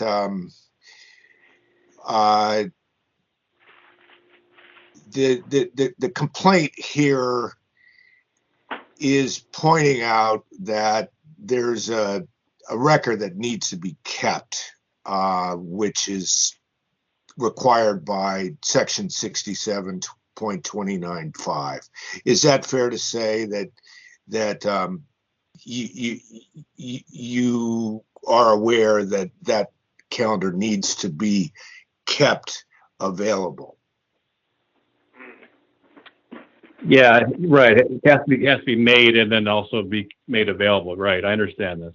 Okay. Okay. I'm sorry to interrupt, but I understand how the previous calendar did not provide that information. I totally understand that as well. Okay. Okay. So and you got the complaint here, and it may have been, you probably have a little more understanding now since the Mr. Anonymous, I'll call him, brought the complaint, and now you probably have a little more understanding as to what the law really does require in terms of having these records available. Is that fair to say? Yeah, this meeting's actually been good educational moment for me because I understand better about what I need to put in my calendars. Yeah, I agree. Okay. Great.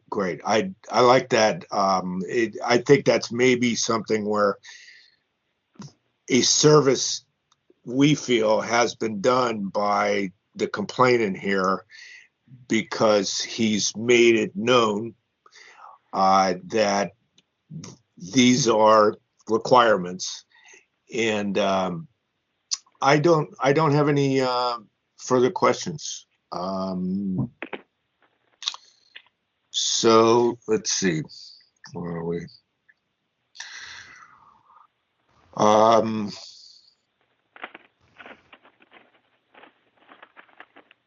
Members, anything else? Should we go to rebuttals?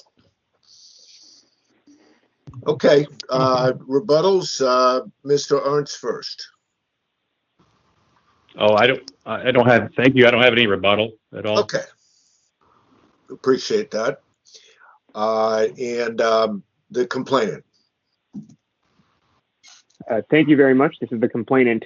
First, I'd like to say thank you to Mr. Arntz for actually attending. It's very rare that a department head actually attends.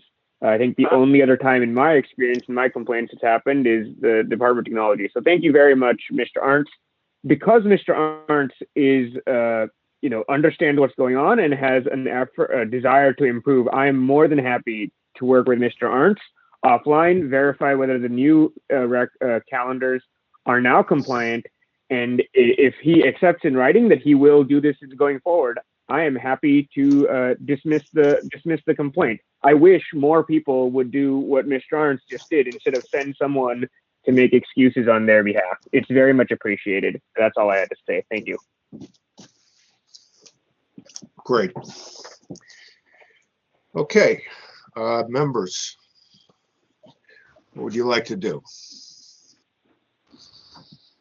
Well, I would just echo Anonymous's comments that, we really appreciate Mr. Arndt showing up and taking an active role and learning, and that's exactly what we want to see. And so, I think on behalf of all of us, we really do appreciate that. I'm considering perhaps we want to obviously move that. I'm thinking perhaps to move that the records are public, that we have jurisdiction, but perhaps to refer to the task force pending resolution of this beforehand. I don't know how best to phrase it. I don't know if one of you perhaps have something. My suggestion is that you can go ahead and just refer to the task force, and the chair can handle whether or not to schedule it. And if the complainant would like to withdraw it at that time, they can do that. But we can just go ahead and refer to the task force so that it's not in limbo. Okay. Before I make a motion, did anyone else want to add anything? Let me just clarify, since we're on a Zoom call, that was our clerk, Victor Young, speaking. That's for the benefit of the public. And this is Chair Schmidt again. That's all right, Victor. Yeah, I'm amenable to the motion, but Member Wolf, any thoughts on that? No, I would second that motion, and just I don't know how else necessarily to say it. I think Clerk Young had expressed it fine. Well, if things come to pass and Mr. Arntz will work with Anonymous, and Anonymous wants to dismiss the complaint, we'll be happy to do that. I would just encourage folks to do that in a timely fashion, because once we start to schedule items for a regular agenda, it makes it very difficult to then have an item pulled from the agenda after it's already been posted. Since we're dealing with a backlog, we want to make sure that every space available in an agenda before the task force, has a case in it, so we can move things along. So that's about it. I will second the motion. All right, so I will officially make that the motion. Okay. And I will officially second it.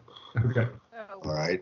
moving that the records are public, there is jurisdiction, and refer to the task force pending a resolution and agreement between Mr. Arntz and Anonymous. I don't think we have to put the pending, Cheryl. I think just leave it, refer to the full task force. Yes, and before we open it for public comment, I will just say that the conversation between the parties on resolving this is quite commendable, in my opinion, my personal opinion. I would like to now open the matter, before we vote, open the matter for public comment.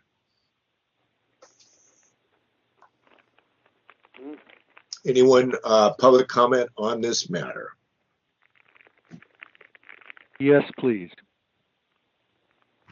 Go Cheryl? ahead.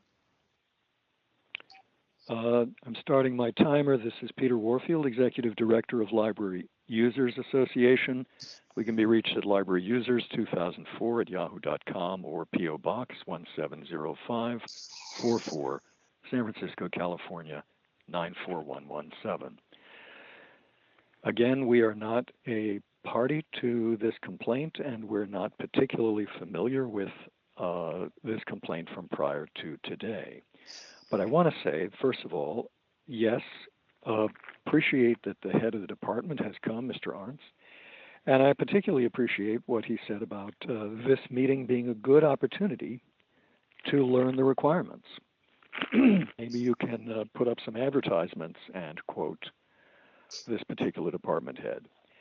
However praiseworthy that may be, I'm glad that the motion is just to forward it. The public, I think, has possession of a complaint when you've got a complaint.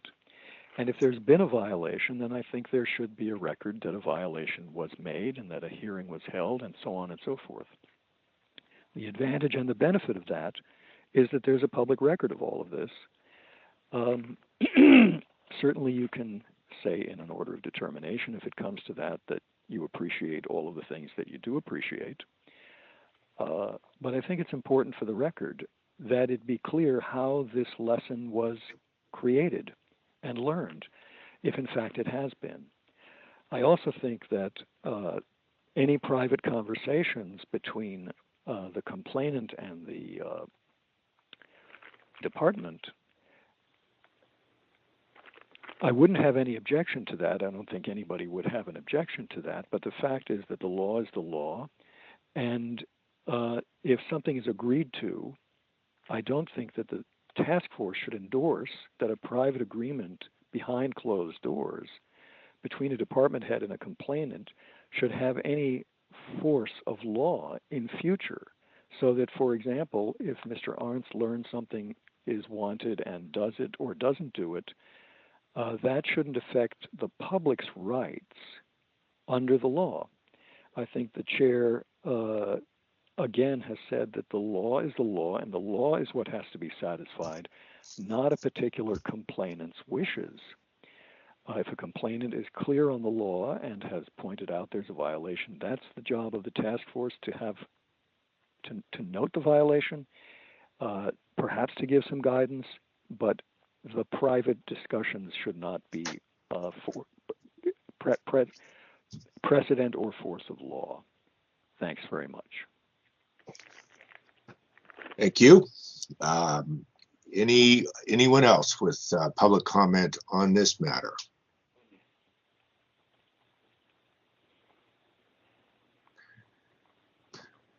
Okay, I believe that there is no more public comment, so let's go ahead and we'll have a vote.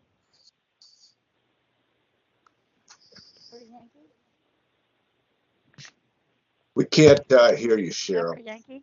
There you are. Aye. Member Yankee, aye. Member Wolf? Member Wolf? Aye. Aye. Member Wolf, aye. Chair Schmidt? Aye. Chair Schmidt, aye. The motion to send to the full task force passes. Mr. Chair, I'm going to request a 5-minute recess for nature calls. We will take a 5-minute recess. Nature calls. Thank you.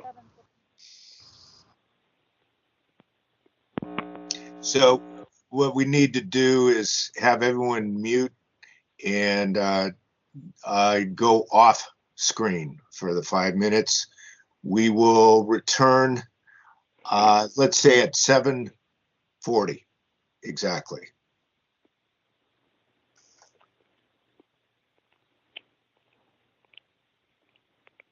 Mm-mm. Mm. Mm.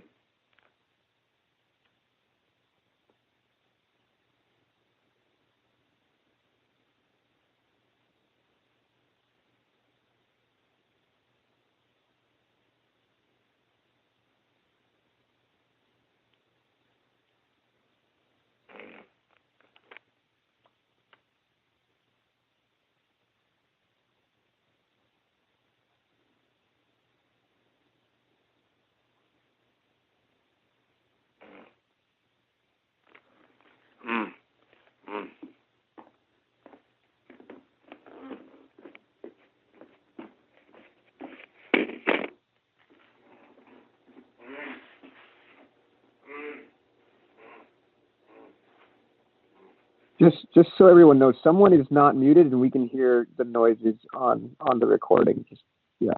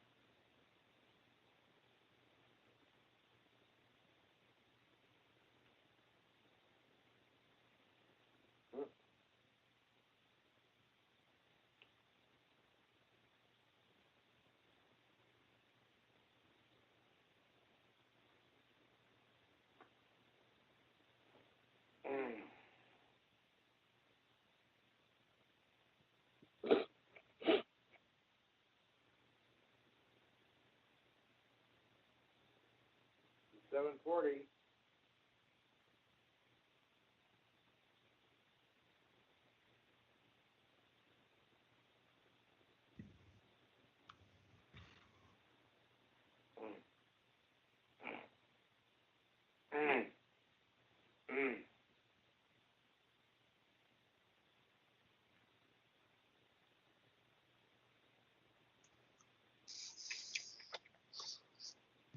Okay, I think we're all here. Let's go ahead and start back up.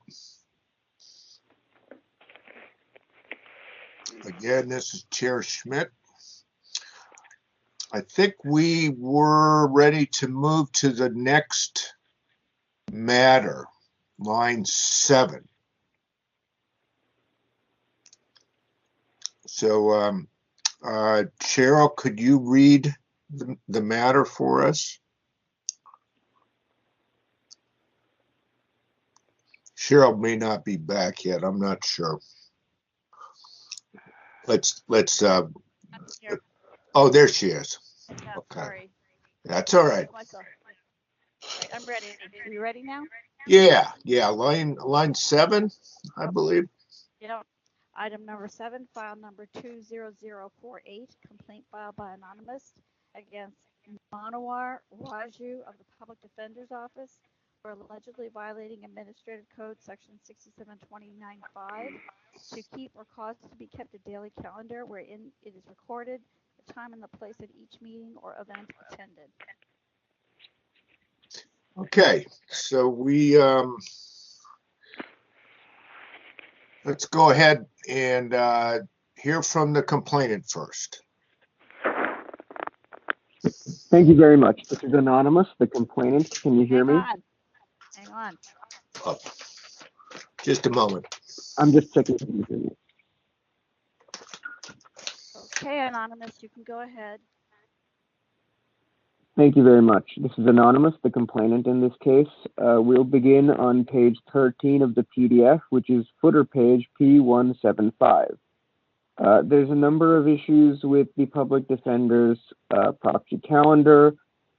First is there's no locations. I think in none of them are there locations. And they may argue, as the city attorney Dennis Herrera did, that, well, you just gotta assume that all the meetings are in a particular office or in City Hall. That's not what the law requires. The law requires you to record the location of each meeting. So I think that's on nearly all of the meetings. Then the statement of issues discussed, I think, there's sometimes he has them and sometimes he doesn't. Like the one on the bottom on that page, noon, felony brown bag debriefing. That's fantastic, right? That's pretty specific. You know what's going on. But monthly meeting with research unit Chris Gager, I don't know how to pronounce that. It's unclear what issues were discussed at that one. If you go to the next page, the all-important Mayor Breed's monthly department head meeting. It doesn't matter that Selena Sun put this on the calendar. The law separately requires the mayor on her calendar to record the general statement of issues discussed at this item, but it also separately requires the public defender to record the general statement of issues discussed here. And they may come up with different statement of issues discussed. It's unclear. The San Quentin prison tour, that one's interesting because I bet there are people who are non-city employees at that meeting, and so we would need to know who they are if there aren't more than 10 of them. Next page, they're just these recurring meetings, and they're all managers meeting. I think I've said this many times today, but I'll say it on the record on this case. After the fact, after a particular recurrence of this meeting, it has to be recorded who actually attended if they don't work for him. What the location was, what this general statement of issue discussed at this particular instance is. And for meetings that are about a particular person in the public who they are defending, I am not disputing that those meetings would be exempt under that law, under that court case that you guys discussed many months ago. I don't remember what it is, but I'm not disputing that. You'll see on the next page on November 15th, because they only produce the summary, and I want to make sure that's correct. Yes, they only produce the summary. It'll cut off the actual entry lines, so they will need to produce the full Outlook entries as well, as we've discussed many times before. And I would just like to say that what I am offering, and it's the same for every single respondent, it was nothing special for the last one. I offered it to them before. And it is not a private agreement. It's not in closed doors, anything like that. It is to save time for all of us, because I have plenty of these complaints to go around. It is the idea that they would agree in writing that their old calendar did not comply with 67.29-5, that they provide a sample of their new calendar, they show that it is compliant, I agree it's compliant, and they sign that. They agree that they will do that in the future. This would be a public document that I'll require addressed to both the SOTF and myself and posted for at least the duration of this department head's tenure on their public records website. The idea is to save one hearing while still requiring the same, requiring that the department head does everything. Of course, the task force are not bound by it. It's just my way of trying to be creative in offering departments who want to comply the ability to do that without more hearings. Thank you. Thank you. Are there any other witnesses for the complainant? If not, we can now hear from the respondent. Is there anyone who wishes to speak on behalf of the respondent? This is Tyler Vu from the Public Defender's Office. Let me know when you're ready. Thank you. Go ahead, Mr. Vu. Good evening, members of the task force and Anonymous. First of all, let me start by saying that prior to Anonymous's request for these records, we had, as evidenced by the exhibits that Anonymous has pointed out, we had kept a calendar, but obviously it's clear that we did not do it in complete compliance with Proposition G. And thanks to Anonymous, since he raised a complaint, we have improved the process of making sure that we not only include the location and the title of the event, but also the attendees who attended, as well as a short statement as possible with what was discussed. So since that time, our executive assistant has done made improvements in the process in which we go about making sure that we comply with our duties under Proposition G. So to that extent, we are definitely sorry that we did not do a better job prior to his complaint, and we have since then made improvements since his complaint.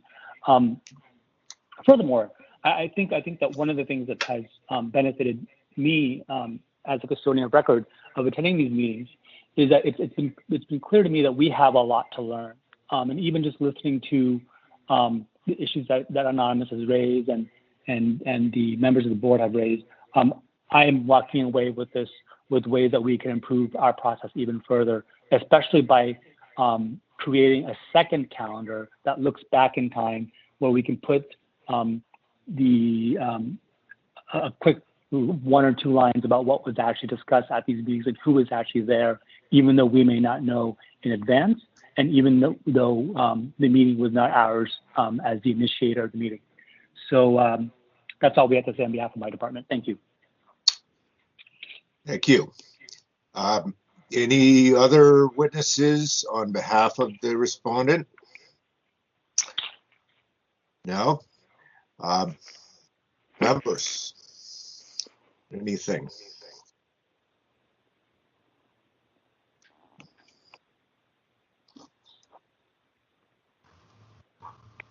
Okay. I don't know if this one seems fairly clear cut. I don't know if any of us have any questions. I certainly I do want to give a certain level of appreciation to both parties in the presentation that you've made for us here today. If you wish to rebut, let's go ahead and do our rebuttals now. Anything from the respondent first? I have nothing to state. Thank you. And anything further from the complainant on rebuttal? The complainant has no rebuttal. Thank you. Thank you. Members, any recommendations?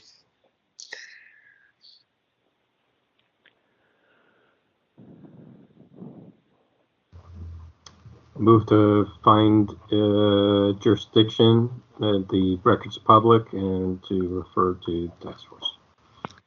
And I'll second that. This is Member Yankee. Okay. And I'd just add, I do appreciate, just as with the last case, the acknowledgement that this is being taken seriously. Okay, so we have a motion. Let's open it up for public comment. Anyone who wishes to give public comment on this matter? Yes. Cheryl, are we ready for that? Go ahead, Mr. Warfield. Thank you. This is Peter Warfield, Executive Director of Library Users Association. We're not connected to this. We're not familiar with the specifics other than what we've heard today.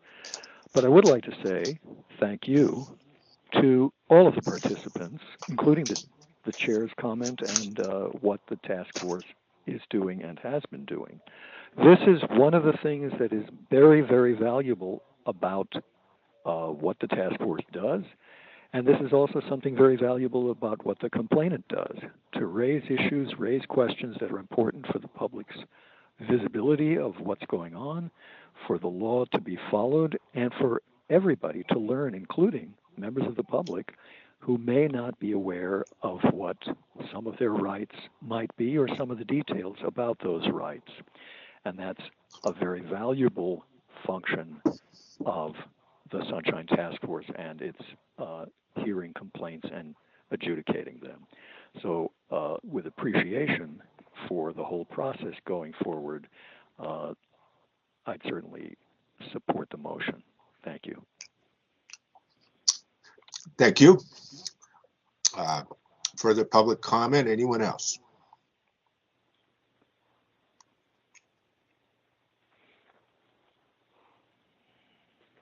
Okay, I think we're ready for a vote.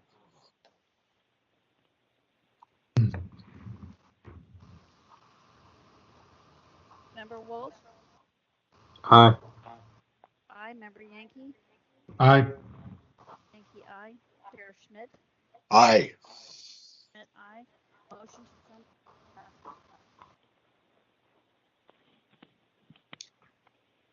send. We're losing you again there, Cheryl. Motion to send to the full task force passes. Okay, thank you. All right, next item on 8.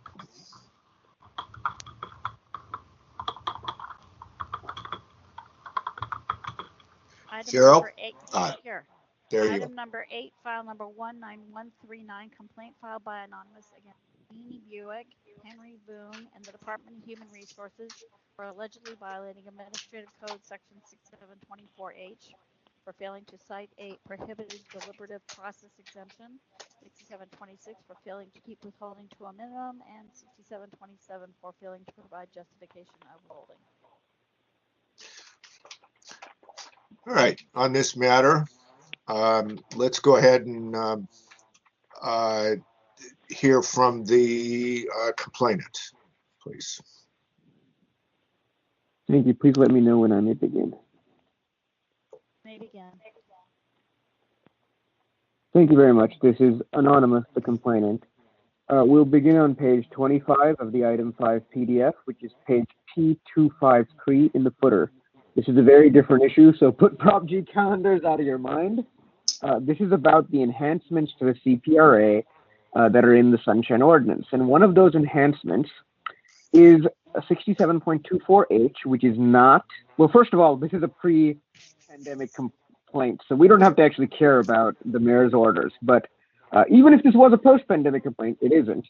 67.24H says, neither the city nor any office employee or agent thereof may assert an exemption for withholding for any document or information based on a deliberative process exemption, which is very important, either as provided by California Public Records Act Section 6255 or any other provision of law, and this is important as well, that does not prohibit disclosure. So in 2019, and this is not about timeliness, so I'm not going to go into the details about the request. In 2019, DHR withheld a single email in full, as they stated, email number 4, sent on December 13th, 2019 at 6:10 p.m. We have withheld the email sent on December 13th, et cetera, et cetera. The citation is for labor relations information. They quote the exemption. It's 6254P2. The issue here is not that I believe that 6254P2, which is copied halfway down the page, is not allowed at all in San Francisco. That's not what I'm arguing. 6254P2 allows them to withhold information that would reveal a local agency's deliberative processes and also some other information. And that information, the information that has nothing to do with their deliberative processes are, quote, instruction, advice, or training to employees who do not have full collective bargaining and representation rights under that chapter being a different, the labor section of the California Code. And the issue here is that they have to provide the information that would only be exempt under the deliberative process side of this exemption, and not, they can withhold the rest of it. But the stuff that's about the deliberative process, or that would, quote, reveal a local agency's deliberative processes, I believe should be disclosed. You held the same in Stephen Malloy versus Department of Human Resources a few months back. And the argument here is that either they are withholding information that would reveal the deliberative processes, which should be disclosed under 67.24H, or they refuse to tell me which half of this exemption applies. And the city attorney's office has told them that they don't have to tell me which part of this exemption applies. And I think this is a catch-22. Either they should tell me, yes, we are not withholding information related to the that would reveal a local agency's deliberative processes, and it's only for this other thing like work product or labor strategy or instruction or advice, something else. And that would be a 6727 violation for not being specific enough in telling me what it is, and I've asked them. Or they really are withholding information that would reveal the local agency's deliberative processes, and that would not be allowed under 67.24H. So that's my argument. The question about whether or not this record is about the conduct of public business, i.e. whether it's a public record, there's no dispute about this. So I don't think there's a dispute at this point. The real question is, did they withhold it, the entirety of the record on a valid justification? That is all I had. Thank you very much. Thank you. Any other witnesses for the complainant? Okay, now we will hear from the respondent. Is anyone here to speak on behalf of the respondent? Yes, Steve Ponder with Classification and Compensation Director for DHR. Great. Cheryl, are we ready? Yes, I'm ready. Okay. Go ahead, sir. Sure. I guess I'm a little confused from Anonymous, I guess, what his point is on this. There's a deliberative process, and then there's labor relations. I think we've been quite clear, and we haven't equivocated upon what claim we're making. This is a brief email in regards to a discussion about a matter with our union and how to proceed on a matter. Clearly falls under labor relations. I appreciate the process by which a decision is made. It's a deliberative process. Which is generally allowed under the CPRA, under the general public interest. Again, we're not claiming a deliberative process just in general about whatever we do, but there are special exemptions in regards to labor relations. Again, there's no way we would be able to function as an agency if we had to share these things, and again, our thought processes about that. And so there's a very clear exemption that is not forbidden under the Sunshine Ordinance, and again, if it's not explicitly negated like the other one for deliberative process, then it is allowed. That's the guidance our city attorney has given us, and that's what we've relied upon consistently. And again, it's a very brief email. I've looked at it myself. Again, hence it needs to be redacted in its entirety. Again, it's not an elaborate discussion that goes on to other matters, and so hence that's why the whole thing has been withheld. I think you can look at the document again. It was an extensive information request, and we dutifully replied quickly to everything in there. So this is the one item that again did not meet a reason to be disclosed, and we did not disclose it. Okay. Anyone else speaking for the respondent's case? Nope. Thank you. If not, members, anything? Yes. Member Wolf, please go ahead. Yes. Could the respondent please state his name again? Steve Ponder, Ponder, and the Classification and Compensation Director. And I'm also have the people that work with me are responsible for responding to information requests. I'm sorry, classification and what? Compensation. Compensation. Got it. Okay, great. So sure. My question is, you completely withheld the document, correct? Correct. Do you dispute that the document is public? I do not. So if we agree that the document is public, then why didn't you redact it and provide the document? So I should say public in the sense that it is, it is public in the sense that it is about, government work and against what Sunshine is applicable to. I'm not saying that there aren't qualified exemptions about why it doesn't need to be provided.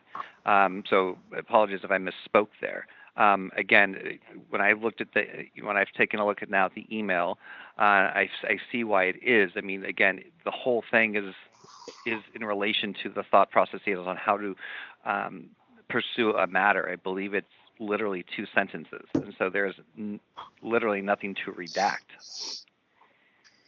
Well, but if you, the question becomes is that there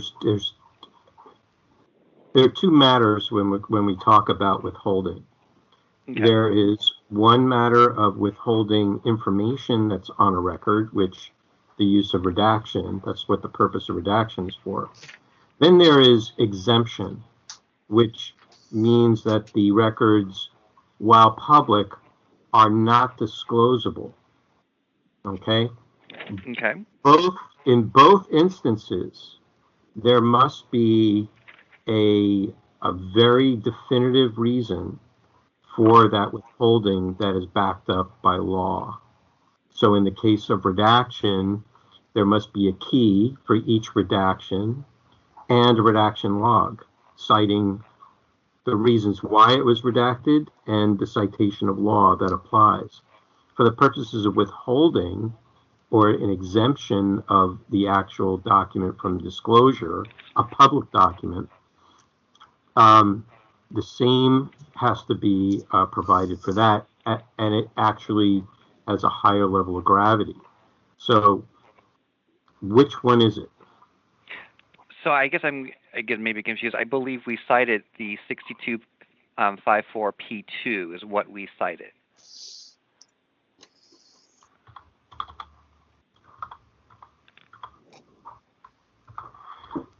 So that's of the CPRA?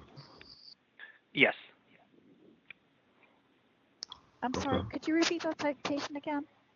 Sure, it's 6254, P as in Paul, the number 2. And if you can repeat for us again, what about 6254P2 are you claiming that allows this document to be withheld from disclosure? It's in regards to labor relations.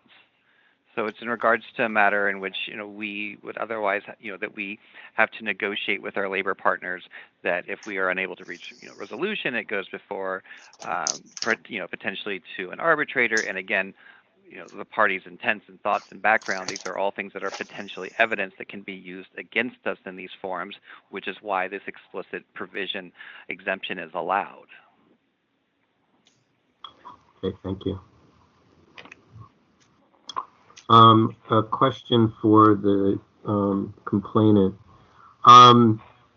What is your contention that this is that this should be disclosed? Sure. I don't think they read 6254P2 into the record, so I'll do it and explain why. Explain. 6254P2 states, except as provided in section 6254.7 and 6254.13, this chapter does not require the disclosure of any of the following records. So does not require means it's a permissive exemption, not a mandatory exemption. Now let me read the subsection they cited. Quote, records of local agencies related to activities governed by Chapter 10 commencing with Section 3500 of Division 4 that reveal a local agency's deliberative processes, impressions, evaluations, opinions, recommendations, meeting minutes, research, work products, theories, or strategy, or that provide instruction, advice, or training to employees who do not have full collective bargaining and representation rights under that chapter. The next thing I won't read because they didn't cite it and it's not relevant to this case. That's the part they cited. So my argument is that this 6254P2 exempt 1, 2, 3, 4, 5, 6, 7, 8, 9, 10, 11, 12, 13, 14 different types of records related to Chapter 10 of Division 4. And my argument is that one of those, the deliberative processes, is not actually exempt because it's a permissive exemption. And they're arguing, I think they're arguing, that it's not that one, it's one of the other 11 or 12 that are exempt under that section. So my argument is either they should tell me which one it is, if it's exempt under opinions or evaluations or work product or whatever. Those are all valid. Or say training for employees without bargaining rights. All of those parts of the exemption are completely valid.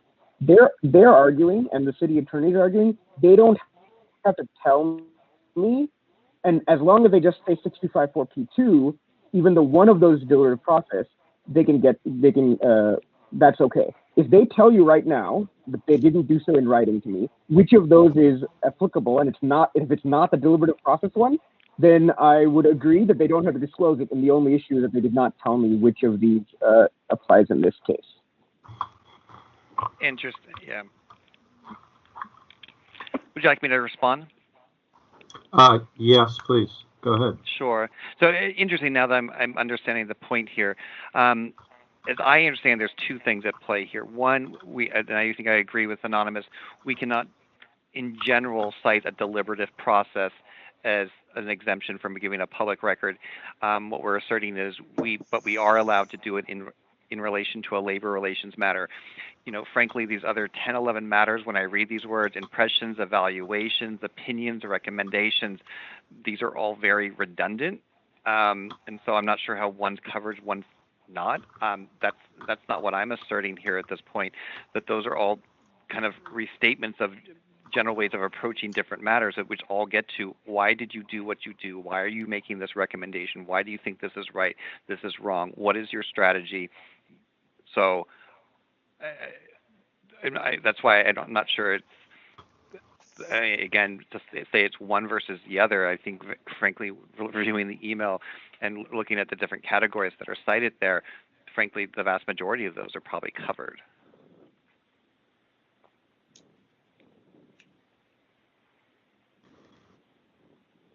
Okay, so I'm sorry, I'm a bit confused as to what specific records we are talking about now, as far as, and now you're stating that you're not asserting the deliberative process?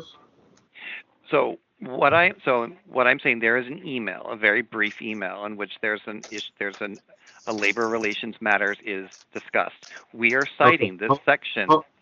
Hold on a second. Is that email in the record? I don't believe so. So this is a document that you are withholding from disclosure, correct? Correct. Okay. Correct. Great. Okay, that's so, what I'm. Okay, go ahead. Right. So we are citing this section, and in this section it does list deliberative process. Again, it is deliberative process in relation to labor relations. It also cites a number of other items such as impressions, evaluations, opinions, recommendations. Again, so that is what I'm saying. I mean, and not to be evasive here, but I mean, that is what this, when you look at it, it definitely makes clear what our impression is, the evaluation of the matter. They are giving an opinion. There's a recommendation being provided, and there's rationale behind it, which is deliberate. I mean, it is inclusive of, frankly, all of these items. So I'm not sure how the document is protected by all of these, but not the other one. It just seems kind of an arbitrary distinction to make.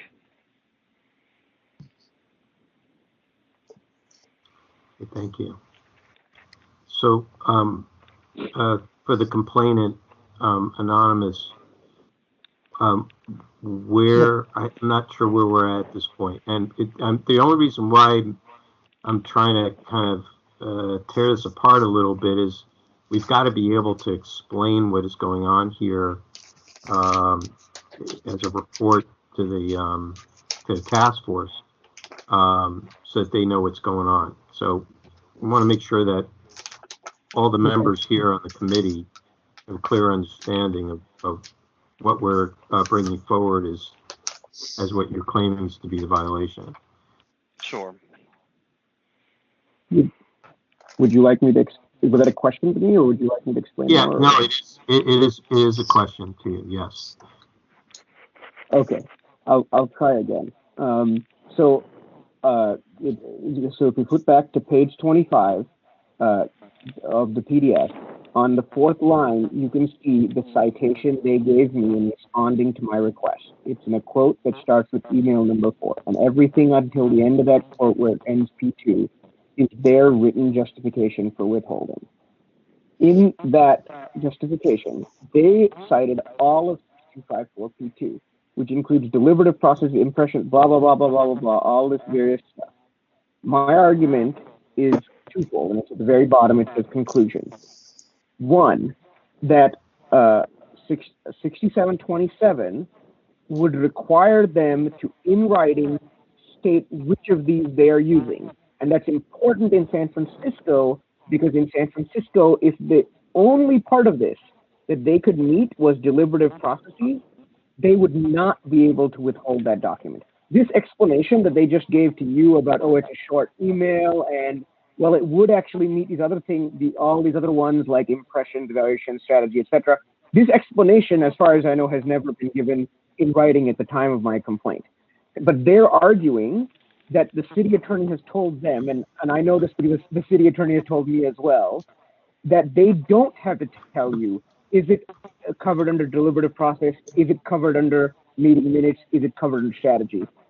And I'm arguing they do, because if it was deliberative process, and they did cite the deliberative process, when they cited it in that quotation, right, and they cited all 11 or whatever, that the portions that are deliberative process only and don't match any of those other ones should not be exempt in San Francisco. It may turn out that this email, as he explained to you, is actually covered under these other sections, but they're claiming they don't have to tell you that in writing in the justification, and the city attorney is telling them as well. Okay. Can I respond to this? One moment, please.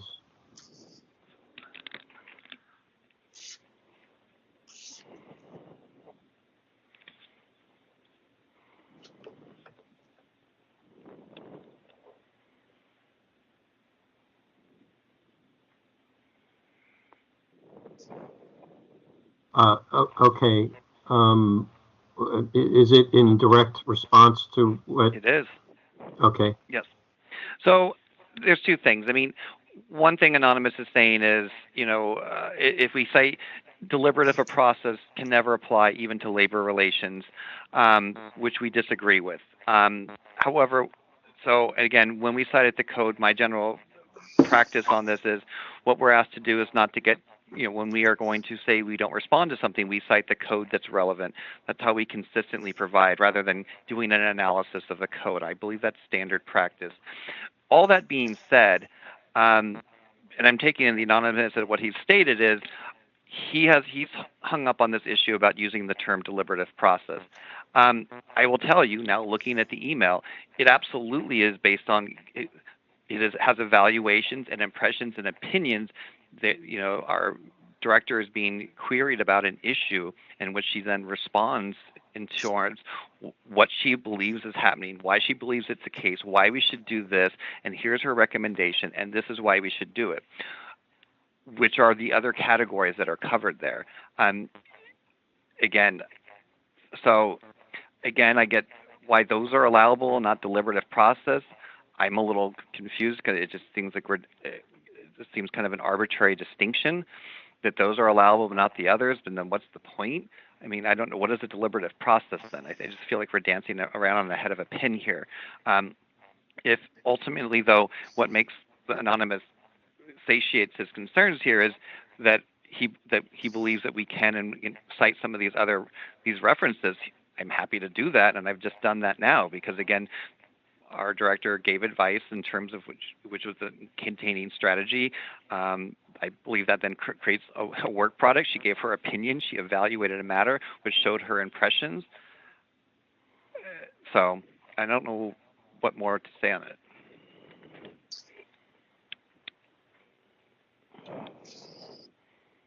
I'll yield for if somebody else has questions.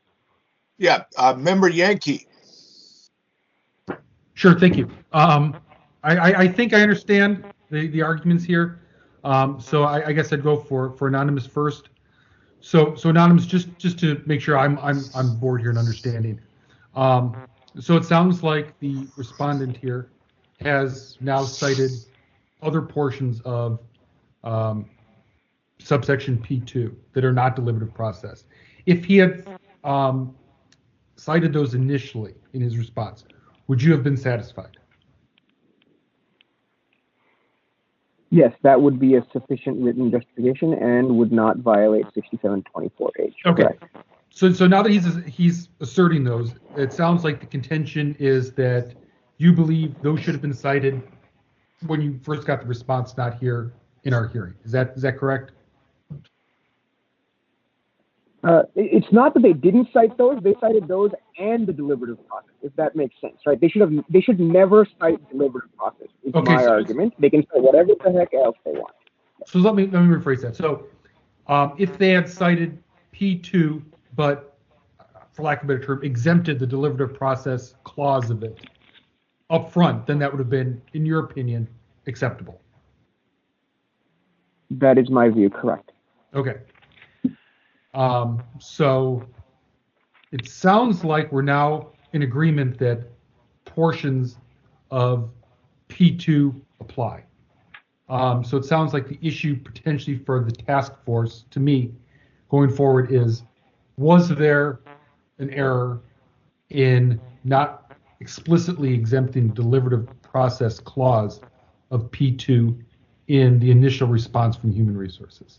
So I think that's maybe responded. Does that sound like I'm also understanding this correct from your viewpoint? Well, again, I'm looking at this right now, and maybe I just want to make sure I'm reading the right thing. What I'm looking at is, in response to this email, we decided 64P2. The words deliberative process are contained in that, but we did not make a claim to that use of deliberative process in a general sense, which, again, saying into like some decision that was made that was not in relation to labor matters. It was specifically into 62.4P2, so it wasn't like an additional supplemental claim independent of the labor relation. So again, maybe we're quibbling a bit on some of the detail here.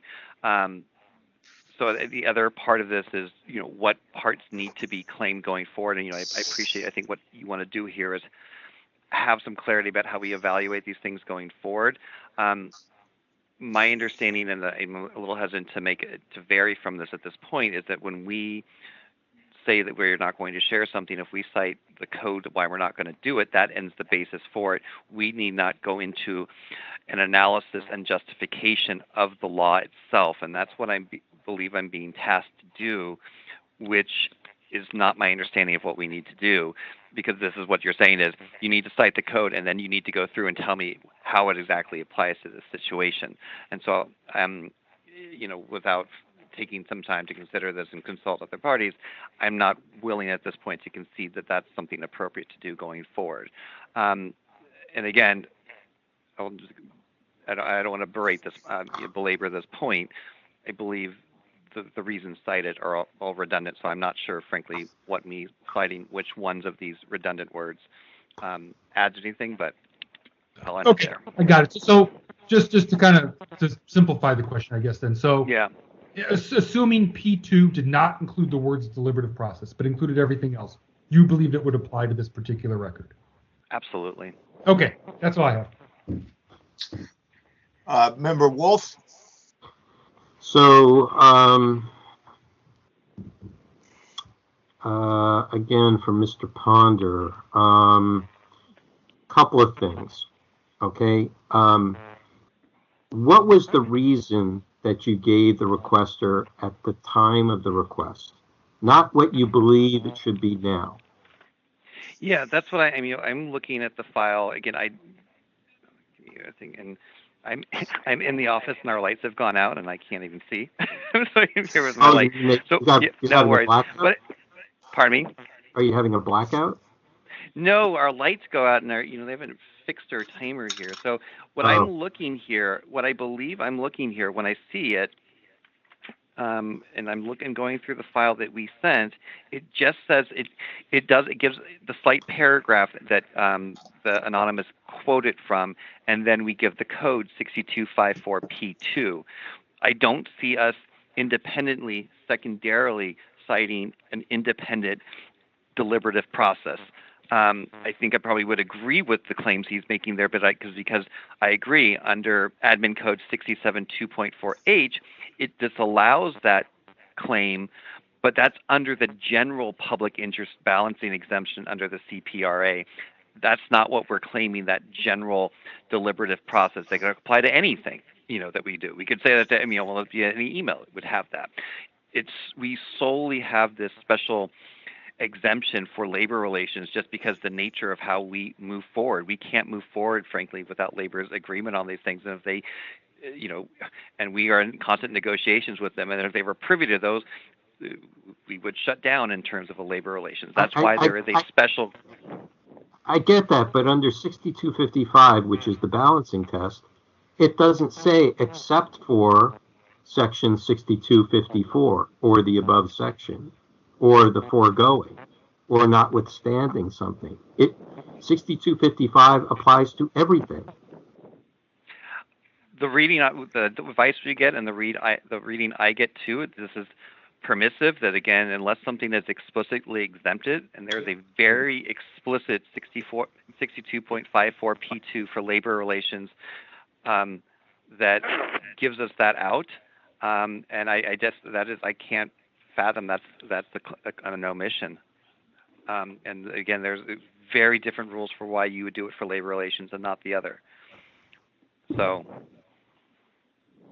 No, I get that, and I mean just in the same way, the process of an RFP is protected, even though it's still public information. Until there's award. I get that there are certain documents in a certain process that are. Okay, I'm just going to stop there. I think the rest of this needs to be hashed out at the task force level at this point. Okay, so yeah, I don't have any other questions at this point. I don't think. Let me see if I wrote anything down. I guess, yeah, okay, never mind. I'll ask that at the task force level. That's it. Okay, Chair Schmidt, and to me,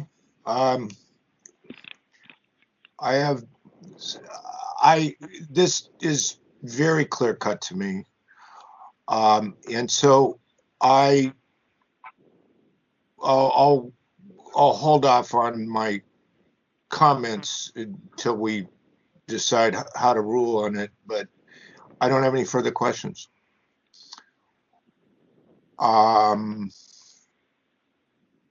So let's see if there's any rebuttal from the parties. Anything further, respondent? No, I think we've all articulated ourselves. Agreed. Anonymous, any rebuttal that Thank you'd you like? very much. Yes, let me know when my time may begin. Go ahead, Anonymous. Okay, there. Go ahead.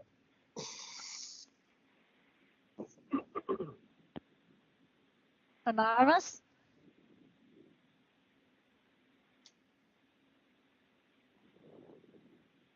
Anonymous? You can go ahead and rebut. Something happened to him, I think. Yeah, did he get disconnected? I think we lost him. Just wait a moment. Probably call back in. Yeah, let's give him.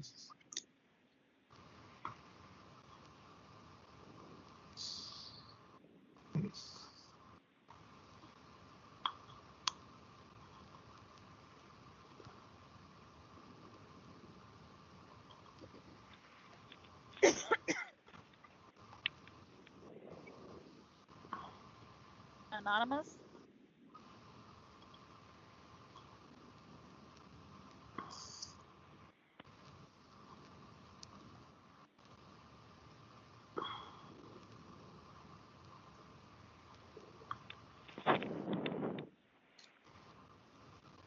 Anonymous?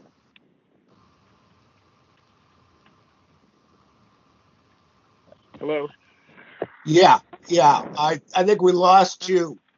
Are you back on? Yes. Can you hear me? Yeah, we can Yes. hear you now, but for a while there we couldn't. I think we can hear you now. Are you Okay. there? I Yeah. can barely hear.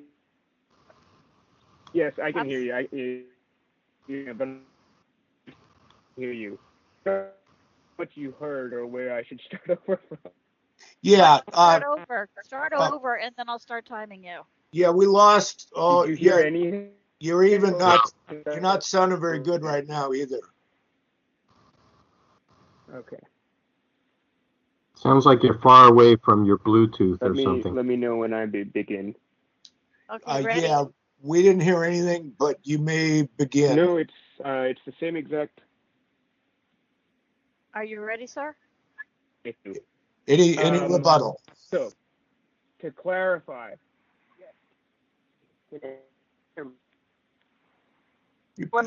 Stop there. Stop there. We're not hearing you. We have a connection problem with you. Okay. Okay. Let me know if you can hear me right now. Yeah, we can hear you great. You ready? Okay.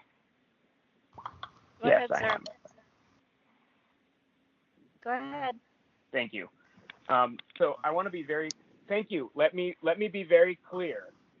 I am not disputing that 6254P2 is an invalid exemption. What I am saying is that their written justification included the deliberative process portion of 6254P2.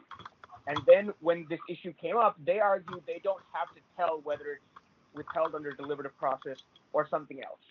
And there's an important issue there that is more than like a technicality of what is written, which is that they, and I know as a fact the city attorney, because the city attorney issued a memo about this, claims that 67.24H, which prohibits any deliberative process exemption, only applies to the general balancing test under 6255.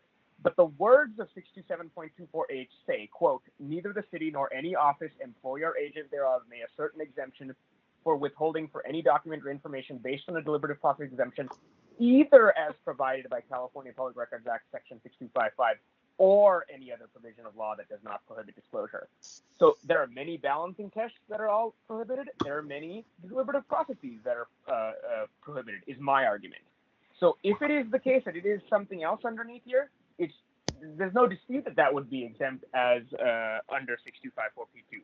But the portion that they say, well, no, deliberative processes on their own, they would still believe to be not far under 6724H just because they happen to be about labor information, I would argue is not what 6724H says. And 6254P2 is not a mandatory exemption, so it doesn't override local law. It would override local law if it was a mandatory exemption. But that's my argument, that if it's purely a deliberative process and doesn't qualify these other things, then they cannot get around 6724H. But regardless, there's no dispute this is a record about the conduct of public business, so I guess we'll have to figure it out at the full task force if you send it there. Thank you very much. Thank you.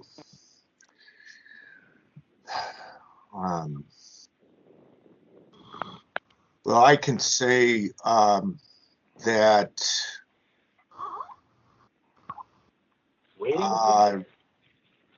this is Chair Schmidt. Oh, it looks like Member Wolf has something. Go ahead. No, I forgot to. That's okay. Oh, you had the indicator up. Okay. I don't see how we could really ask the Department of Human Resources to do anything more than they did. They explained to him that it was about labor relations. We know that labor relations does fall within a state exemption. And then they also, word for word, quoted the state exemption that they were citing. I think that he's asking what is in essence of them to then give him a legal analysis of which parts of the state exemption they're relying upon, the state exemption being written in a way where you would have to write a 10-page memo to describe which parts of that exemption actually apply to labor relations. And I don't think that's required of the DHR. So I know we're just here for jurisdiction and whether it's a public document. And so we don't really have to even get into the merits on this, but I even know what my vote would be, when we get to the full task force on this. So there we go. Yeah, go ahead. So Member Wolf here.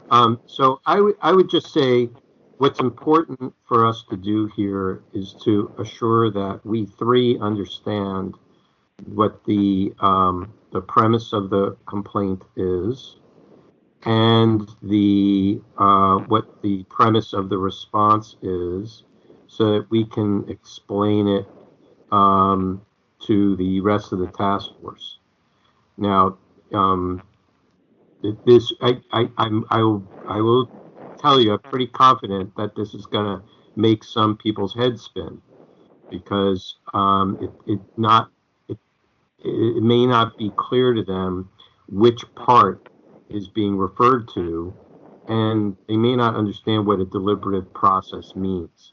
And so I think it's important for us to be able to develop an appropriate presentation, a report, a brief of some sort, summary of some sort, so that it will help people prepare themselves for when this case comes before them, if we choose to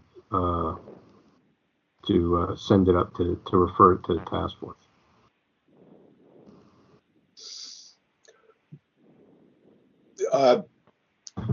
Sure. You're not saying make a recommendation, but you're saying that we have something that we would say.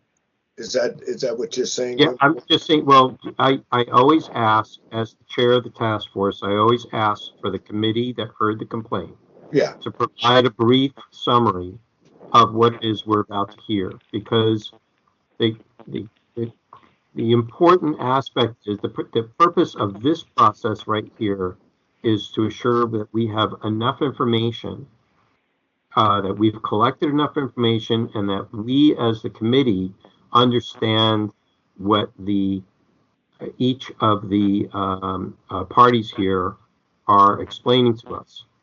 We've had, many a case where it wasn't necessarily clear to one party what the other party was really asking for, and that changes the whole nature of the complaint that's being brought forward. And so sometimes it's our job, it is our job to figure out what exactly is being asked, and if both parties agree that this document is being asked, this is the document that I'm talking about, and because if we're talking apples and oranges, then we need to not have the task force be confused by apples and oranges. We want we want everybody to have bananas. So that's why I'm saying we want to make sure that we understand this well enough. If there are parts of this that we don't understand, that we feel that we should have our legal counsel provide some advice on, then I would suggest that we might want to do that too. If we think that it would add clarity. If this becomes too arcane for other task force members to understand. I'm just trying to anticipate based by my experience.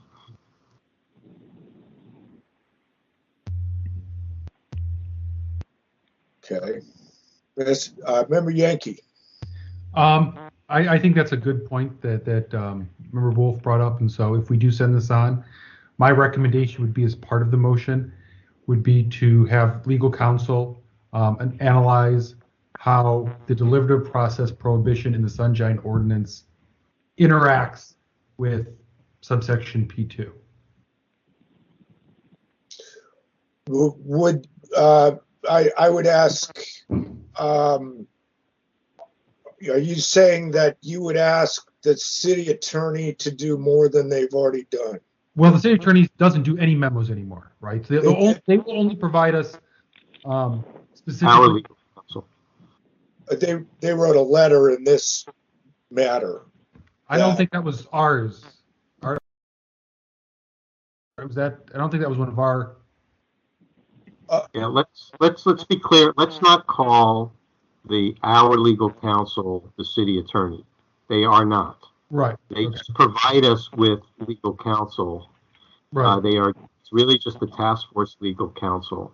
So that we clear distinction. Right. So I don't think our own legal counsel provided a memo here. The city attorney may have on behalf of the respondent or something, but I don't think we have a memo from our legal counsel as part of this packet. And it does, and like we've talked about in the full task force, we don't get automatic memos anymore. And so unless we ask for specific advice. And so if we send this on, I think having a specific memo from our legal counsel to accompany the packet would be beneficial, specifically about how the prohibition of the deliberative process interacts with subsection P2 in the CPRA. Well, yeah, I mean, I guess any of us can make that request. That's fine. I don't know if there would be, if the result would be to get anything different than what was contained in the Herrera letter in the file. But it may look different if it's requested in a different way, sure. But I think that's the issue that they were basically trying to address when they wrote that letter. Right. But go ahead if you think you want to make a request. For me, I would say I don't know if they're right. I mean, we've had our own experiences with advice and opinions that have come from the city attorney on behalf of their client.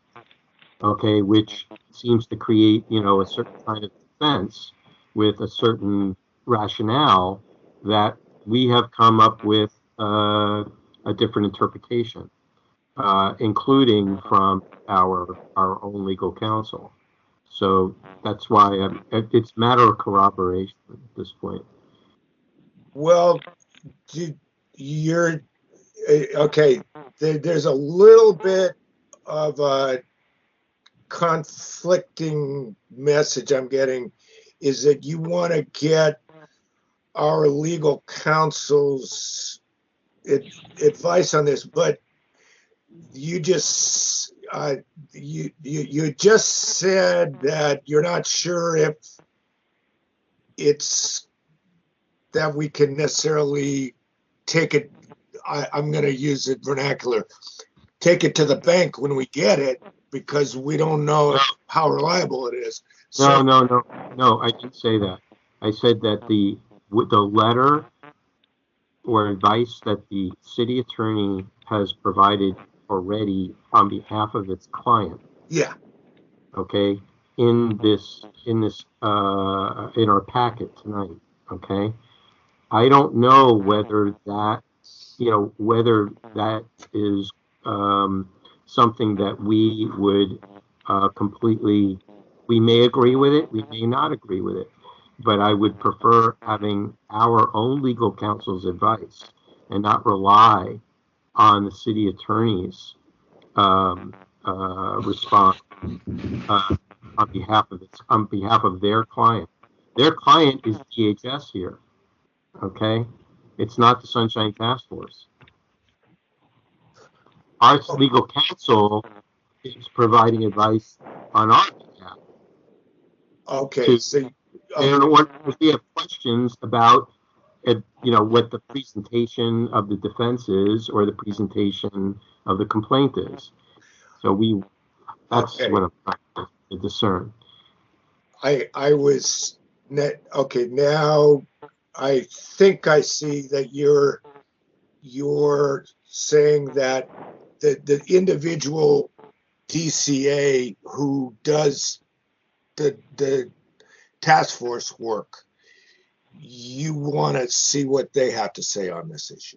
Correct. Okay. And then, because that could potentially be different than the DCA who did the other work on this. It's not even a DCA who did the other work. It's the actual city attorney's office that did the work. Okay. The DCA that's assigned to us is specifically our legal counsel. They don't represent the city attorney. They're our legal counsel. They provide advice specifically to us. And there's an ethical firewall. So that ethical firewall, allows us to be able to get separate and independent counsel that may conflict with the city attorney based upon their counsel with one or the other parties. Yeah. Okay. So that's it. So let me make a motion since we're getting pretty late here. I move to find that the record is public. The records are public. It's within our jurisdiction, and refer it to the task force along with requesting advice from the Sunshine Ordinance Task Force legal counsel on this case. Now, Member Yankee, if you want to be a little more specific as to Sure. what that is. Sure. I would ask specifically for our legal counsel to opine on the Sunshine Ordinance's prohibition of using the deliberative process exemption and how that interacts with the CPRA. Was it 6254 subsection P2? Okay. So that I will include that as part of my motion. I'll second it then. Okay, great. Hang on, I want to make sure I've got this right.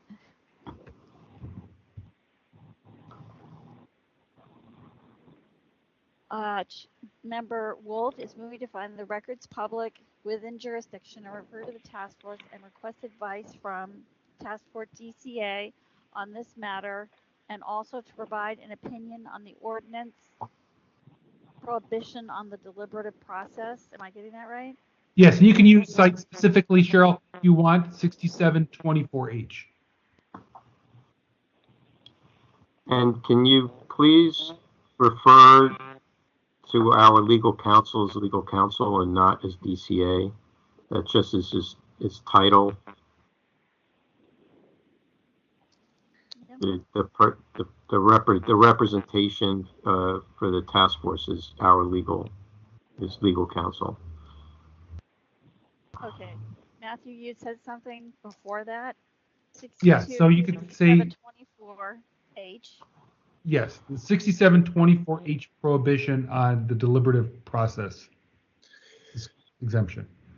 Could I just suggest that we add that in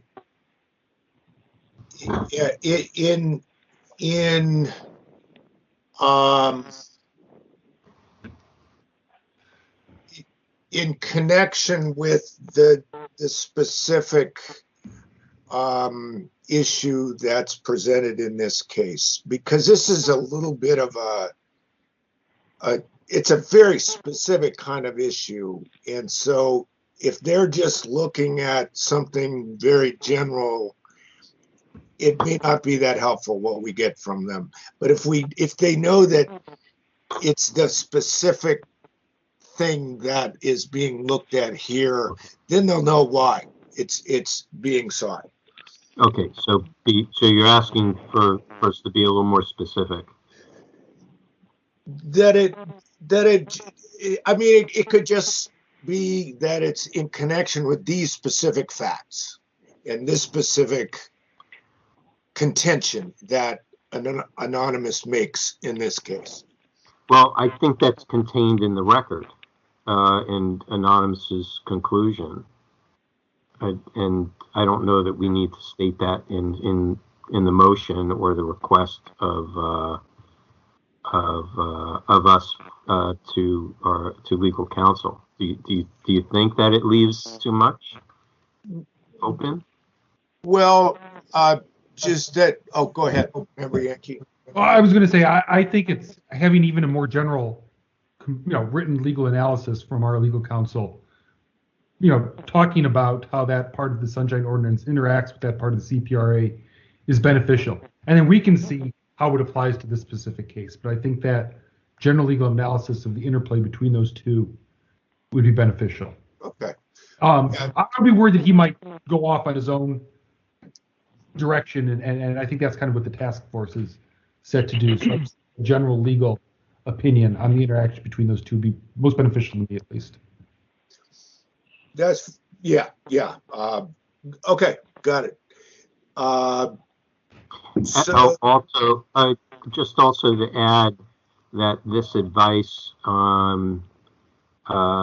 be made public so that the task force can review it and be part of the record. Agreed. Okay.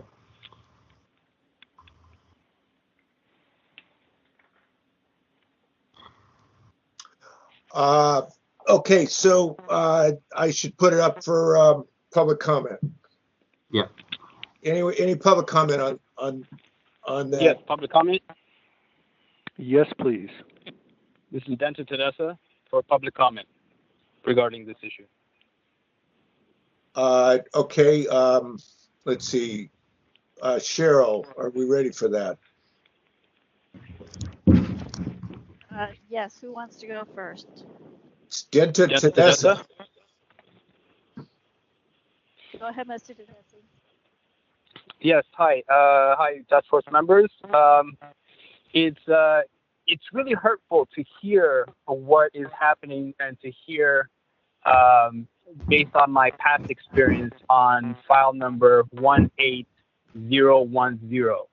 This was the same exemption that I gave in my complaint against the city attorney's office, chief city investigator, George Cothran, giving my 5-year revocation from SFMTA in an open envelope to my building manager, who then released that to the press. This is before I even had this hearing. In that complaint, I actually mentioned the delivery process privilege. I said that this was about a closed meeting. This closed meeting had to do with the delivery process privilege. It had to do with privacy. Yet the Sunshine Task Force said that you do not deal with anything regarding privacy. Here we are. I see over and over and over again the privacy issue brought up forth.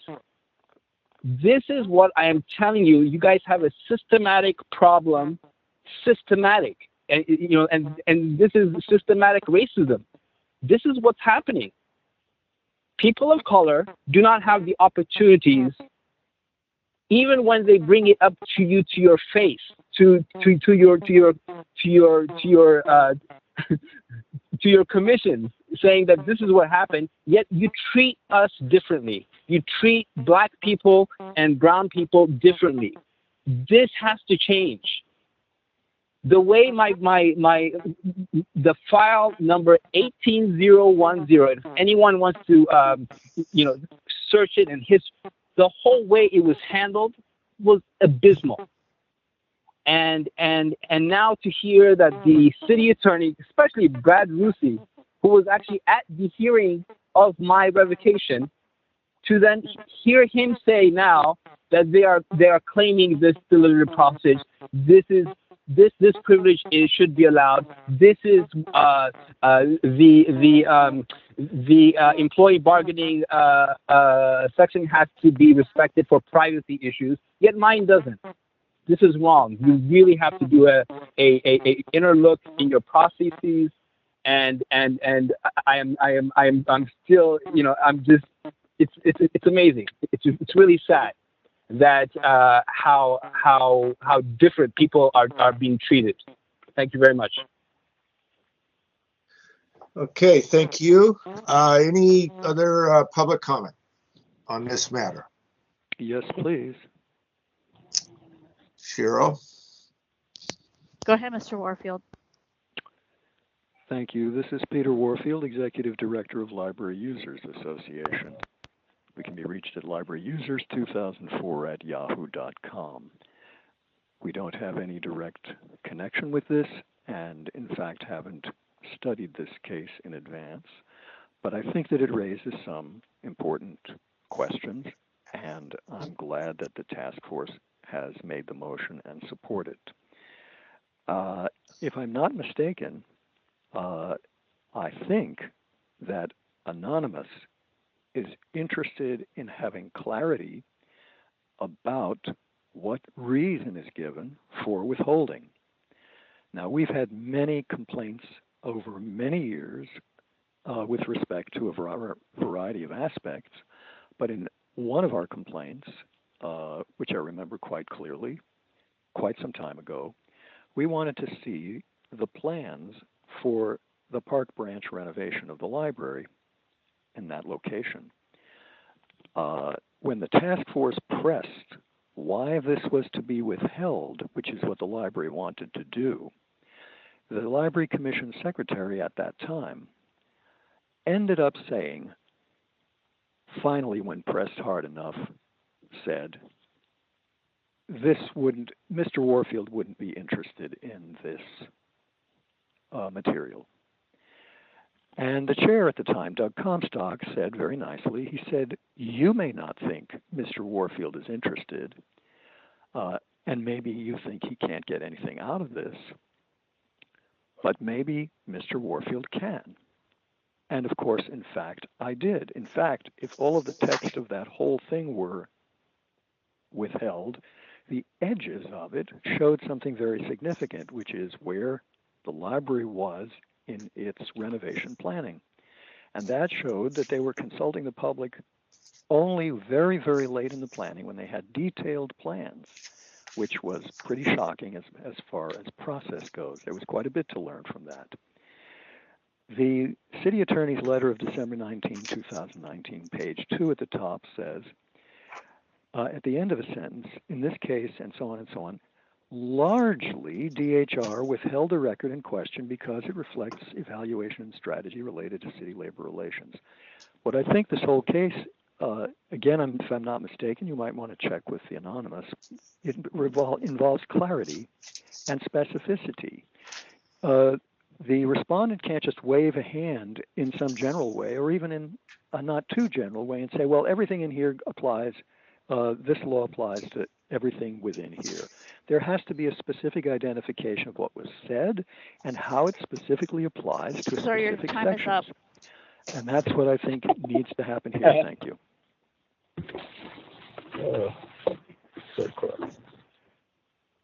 Okay, is there another public comment?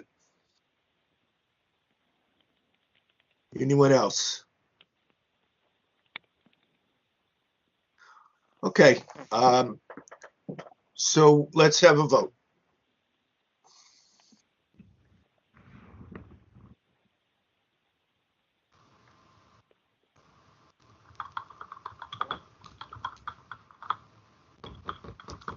Member Wolf? Aye. Member Wolf, aye. Member Yankee? Aye. Member Yankee, aye. Chair Schmidt? Aye. Chair Schmidt, aye. Find the records public.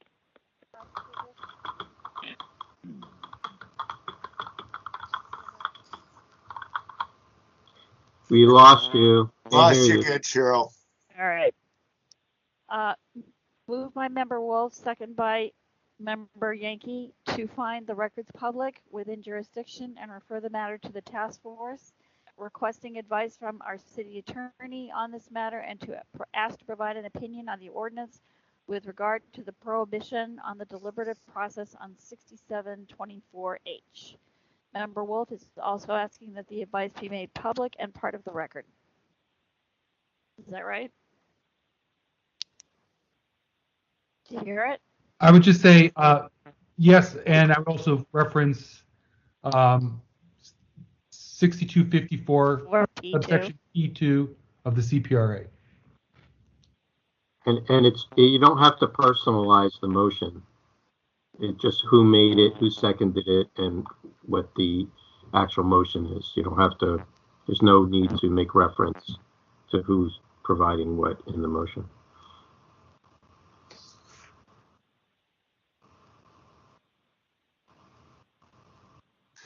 Okay, if you're ready, Cheryl, we could move to number 9 on the agenda.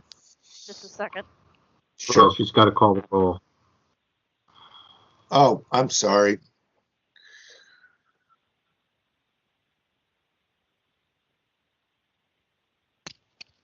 I'm sorry, Member Wolf. What did you just say? We should call roll on what? Yeah, we did on the motion. Okay, never mind. Okay. Okay.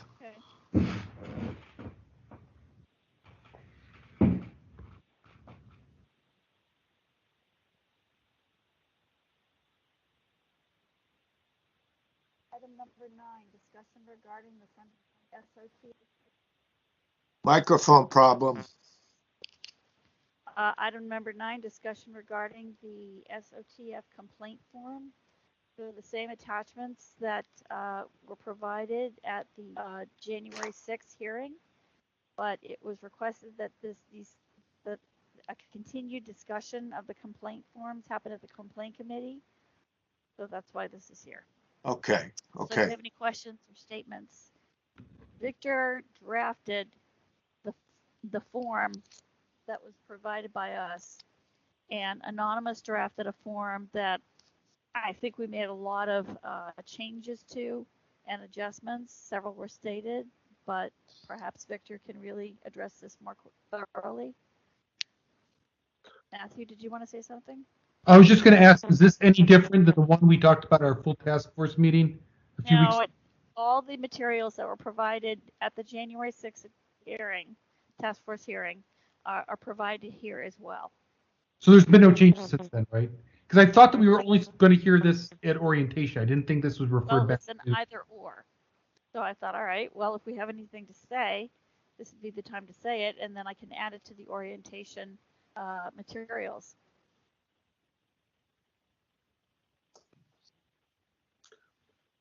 Anyone want to do anything now, or should we wait until the orientation? I'm open. Yeah, I'd rather wait until the orientation at this point. I think we've already discussed this pretty thoroughly at the last meeting, and so I don't see a need to have a redundant conversation. Member Wolf. I would agree, and because we're going on 4 hours here, I was not prepared to really dive into this. It demands a more freer discussion, and I think everybody should be involved at the table. So let's continue. I would just continue it to the orientation. Does it stay part of this committee, or does it get kicked back to the whole task force? I'm not. That's a little bit. I would say right now if you want it to remain here, so that after the orientation, whatever was kind of discussed, we can further have more discussion on those items. We can do that. You can have it remain on the agenda. I'm pretty open. It seems like if it goes to the orientation, then it's sort of in the hands of everyone, and then maybe it never comes back to this committee. That's my thought. Go ahead, Member Yankee. This has been on the agenda twice prior to this meeting already in the Complaints Committee, so I think this committee has had a rather robust discussion several times now. I think it's time that the full task force decide in the orientation what it is they want in there. If need be, then we can always send it back here, but I think at this point, I think it's safe to consider going to the full task force at orientation. So I don't know if we need to make a specific motion on that. If so, I'm happy to, or if we can consider it closed and I would just consider, you just let it go, and it doesn't show up on the agenda again. That's all. I'm done with that. So I'm done with this one. If we take no action, usually because we had discussion, we'll take public comment on our discussion and move on. Okay, so let's go ahead and do that. That sounds good. Public comment on this, on number 9, the complaint form. Yes, please. Yes. Oh, I think the first yes. Let's go with that one first. I think that may have been Anonymous's voice. Sure. Yeah. Thank you. Let me know. Oh, thank you. Go ahead. Yes, this is Anonymous. I think the only comment I would have here is the full task force discussed in detail which of the deletions Victor suggested that you actually wanted to delete from the complaint form, and I don't know if those are actually reflected, because I think some of them you did not want to delete, and I would believe that they are meaningful parts of the Sunshine Ordinance, and the public has a right to those requirements. So if there were some that you suggested should not be deleted, I hope that when this goes before the full task force, the version that has your recommendations from the last full task force meeting is the one that is considered. Thank you. Okay. I think there was another public commenter. Yes. You're next when Cheryl's ready. Cheryl? Yeah, I hear you. Okay. Is there another commenter? Yes, for a third time, yes. Go ahead, Mr. Warfield. This is Peter Warfield, Executive Director of Library Users Association. We can be reached at libraryusers2004@yahoo.com. I think it would be helpful if you would provide some kind of a discussion document with respect to what the purpose is and what the discussions were and what some of the changes were, especially key changes with respect to what is now an extremely complicated form. The law, I believe, says that people can send you a letter in free form with complaints. So I think it should be certainly made clear whether this form is required in some fashion or is a matter that's That's helpful. All of those things I think would help folks who have not been following and hanging on your every meeting and every word to try and understand whether this is something that's beneficial and useful, particularly for the public. There seems to be a great deal of material here that a person would have to go through that's not at all relevant and would be very time consuming with respect to a complaint. If you have a complaint, for example, about a document not being provided when you requested it or not getting a response, where does it say if that's your only complaint, go to the bottom or something like that?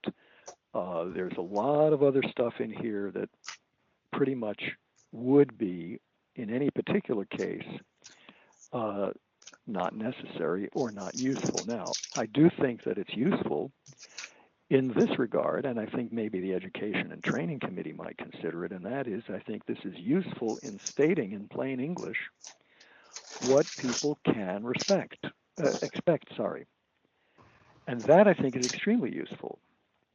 So you say certain city officials must record and provide a daily Prop G calendar of their meetings, SFAC Administrative Code 67.29-5. I think that's all of those things are very helpful as optional guidelines for people so that they can sharpen and clarify any kind of complaint that they have. So those are some suggestions. I'm glad that you're thinking about the complaint process. One of the issues that I have is that I think it's very unbalanced. What? 30 seconds. Okay. One of the concerns that I have is the imbalance. You have required the complainant to come in person, but you do not require the person complained against. You only require a knowledgeable person from the department. And I think that's an unnecessary burden on a complainant who, for whatever reason, may not want to come and may think that their complaint is perfectly clear as it stands in written form. Thank you. Okay, thank you. Member Wolf. Yeah, I just want to, for the benefit of people attending the meeting here today, that there was extensive discussion about this document at the January 6th Sunshine Task Force meeting. I would suggest that you might want to listen to the playback of that meeting because it was a very rich discussion about both versions of this document, and that the task force was leaning towards having this more be as a worksheet and not as a requirement. So I would urge you to take a look at it, look at both versions.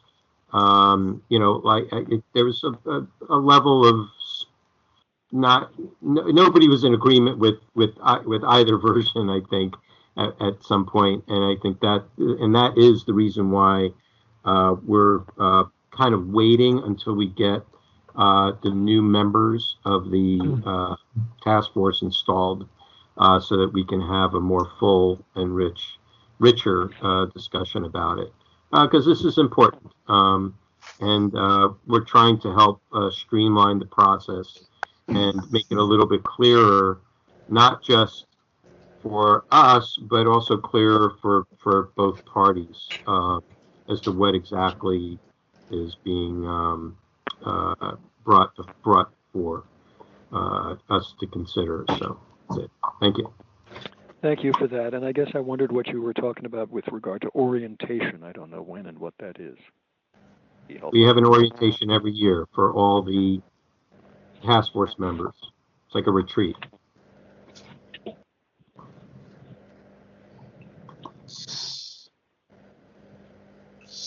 That's it. That's all I have. Okay.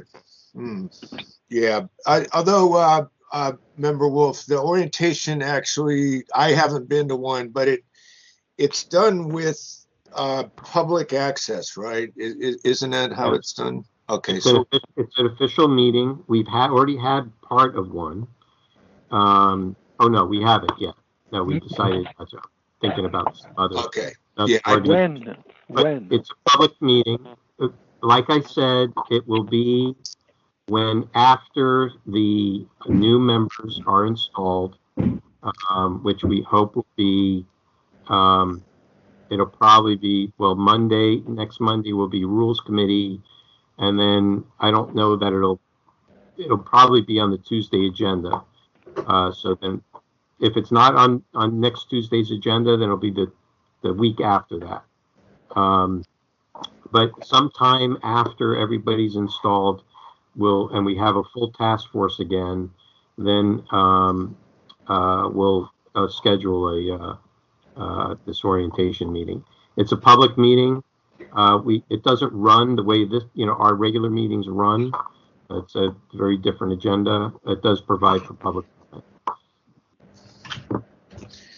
Okay, there may or may not be further public comment, but let's just check on that. Is there anyone else? Yes, this is Denta Tedessa. Okay, Cheryl, when you're ready. Go ahead, Mr. Jesse. Hi, task force members. I think that these new suggestions on the complaint forms are very helpful. The earlier comment that I had was not directly directed at the task force commissioners or Chair Wolf. It's not against you personally. It's not personal, but then the task force has a responsibility to make things fair, and the complaint process was not fair in my case, and my concerns and frankly my I don't want to say anger, but yeah, I am angry about this because what the city the city attorney that is assigned to the Sunshine Task Force and the city attorney's office, there is no Chinese wall. There's no blinding of those two entities. They're the same. They're one and the same in my experience. And this is again coming from my own experience. I'm not saying for other people, but just for my experience. My experience has shown that that things were put in place in the complaint process that weren't fair. When you have, in 2017, I had 4 complaints filed all at the same time. They were heard individually at different stages. In 2018, I had 3 complaints filed in February 23rd of 2018. Those were not even heard within that 45-day period. They were heard in August. The one that was heard was that 18010, the city attorney's complaint I had against the chief investigator, George Cothran. Now, these things are not. You can say, oh, that might be a coincidence, but when you have these raft of things that happen, yes, ma'am. When you have a raft of issues happening consistently, that is not fair, and that is what I'm trying to. I'd love Vice Chair Yankee, please look at my cases. You seem to be the one that is detailed enough to point out. I'm not talking about small things. I'm talking about large things that are missing, things that were not Sir, your time is up. Proper in my case. Thank you. Okay. Anyone else with public comment? And it sounds like there's no further public comment. So I guess we're ready for number 10. Item number 10, announcements, comments, questions, and future agenda items by members of the complaint committee.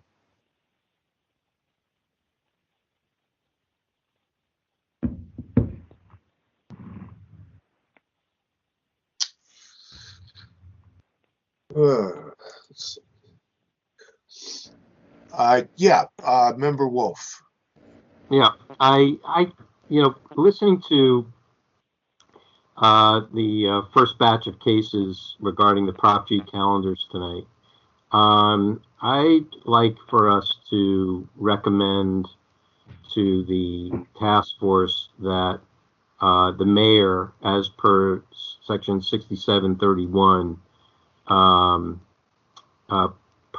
provide new training or retraining of the executive branch, and to provide us with plans for that implementation and a monitoring report. I think it was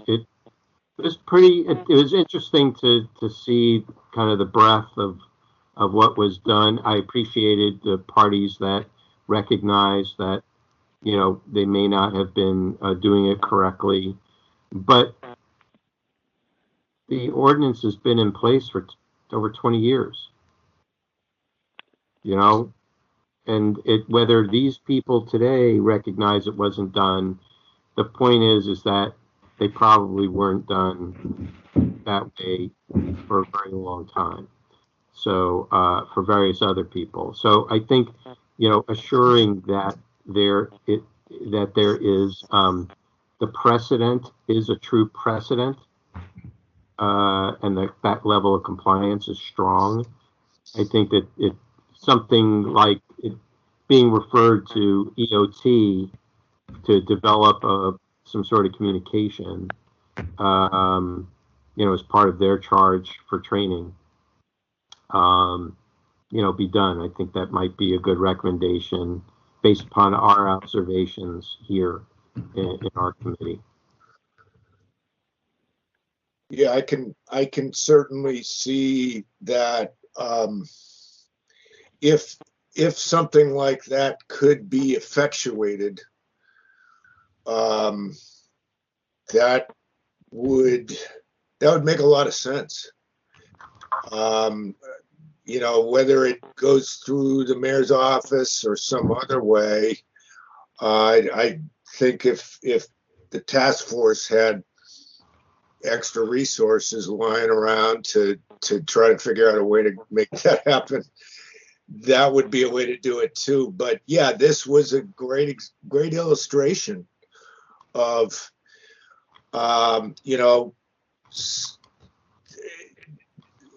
some folks, they just may not even know that they're supposed to be keeping track of things, and then suddenly something like this happens. It's like, oh, well, I guess I was supposed to be doing that the last 10 years. And then now they're going to start doing it because they happen to get somebody who actually spoke up and said, hey, why don't you people do this? Mm-hmm. I just want to mention I have to head out here very shortly, so if we want to make a motion on this to refer, I'm happy to do that before okay. I head out. So I'll move that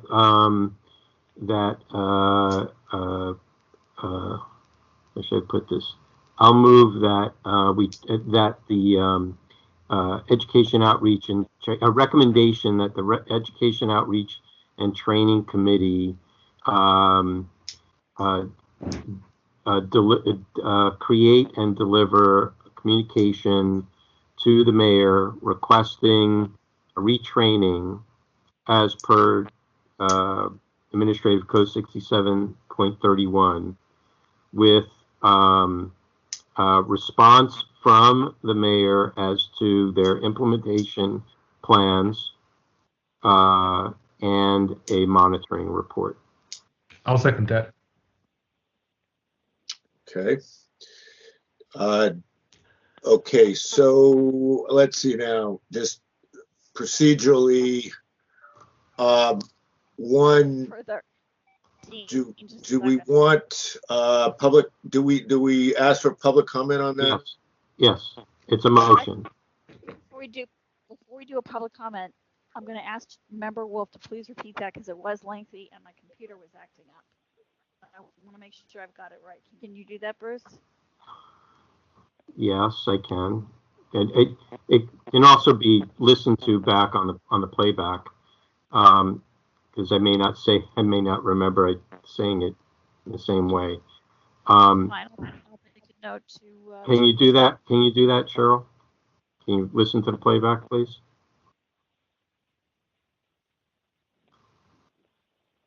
We can't hear you, Cheryl. I said yes, that's fine. Okay. Okay.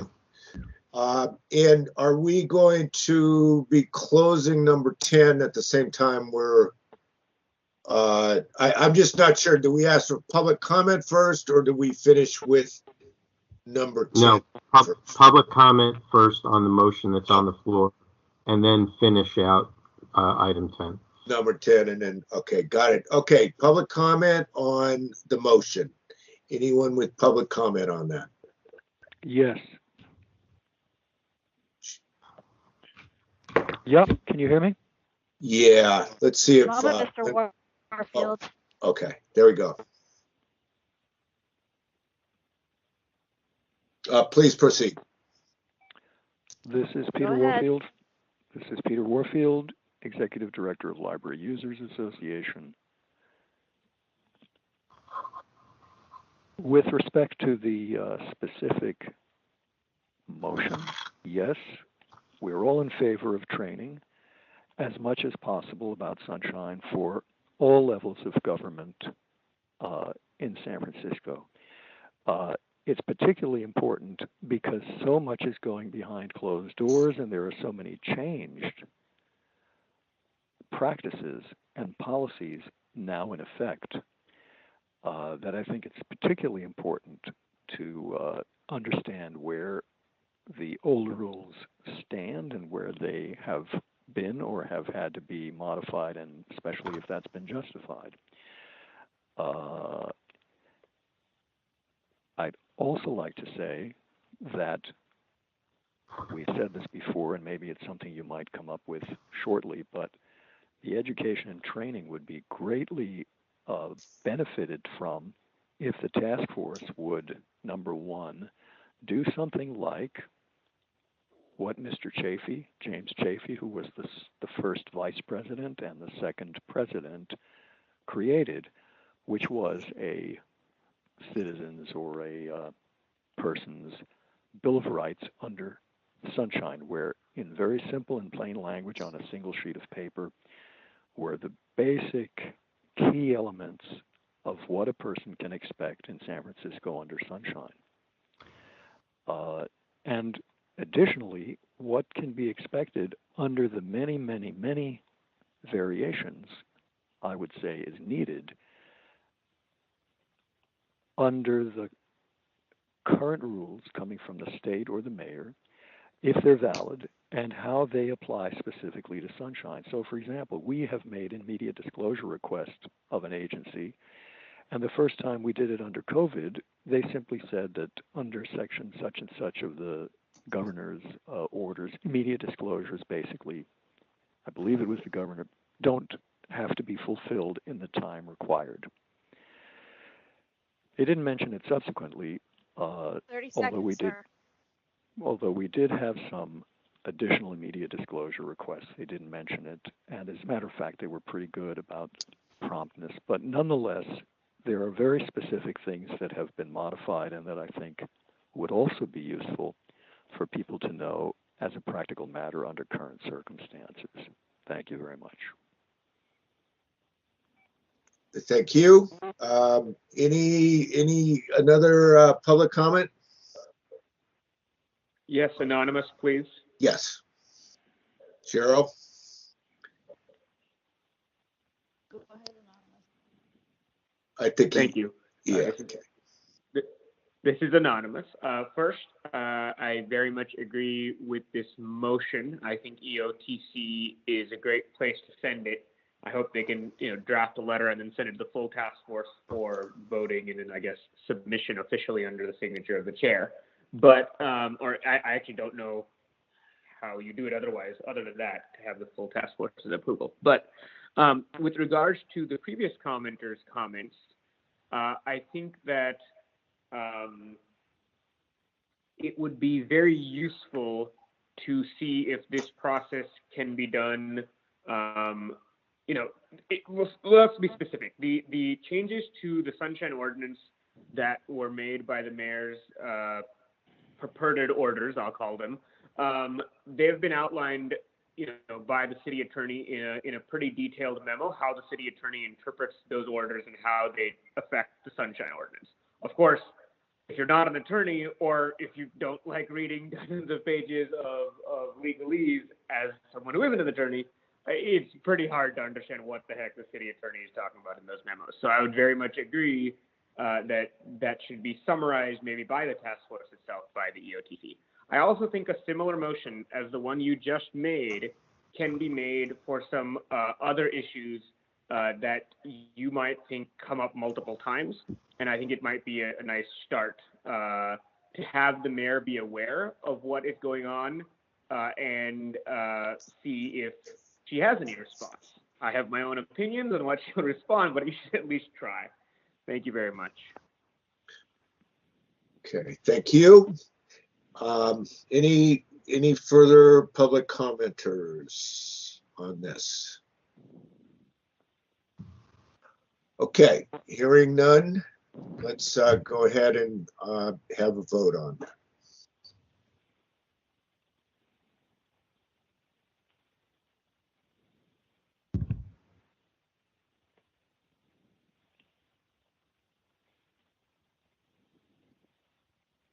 Cheryl, could you call a vote? I am just getting my papers together. Oh, okay. Sorry.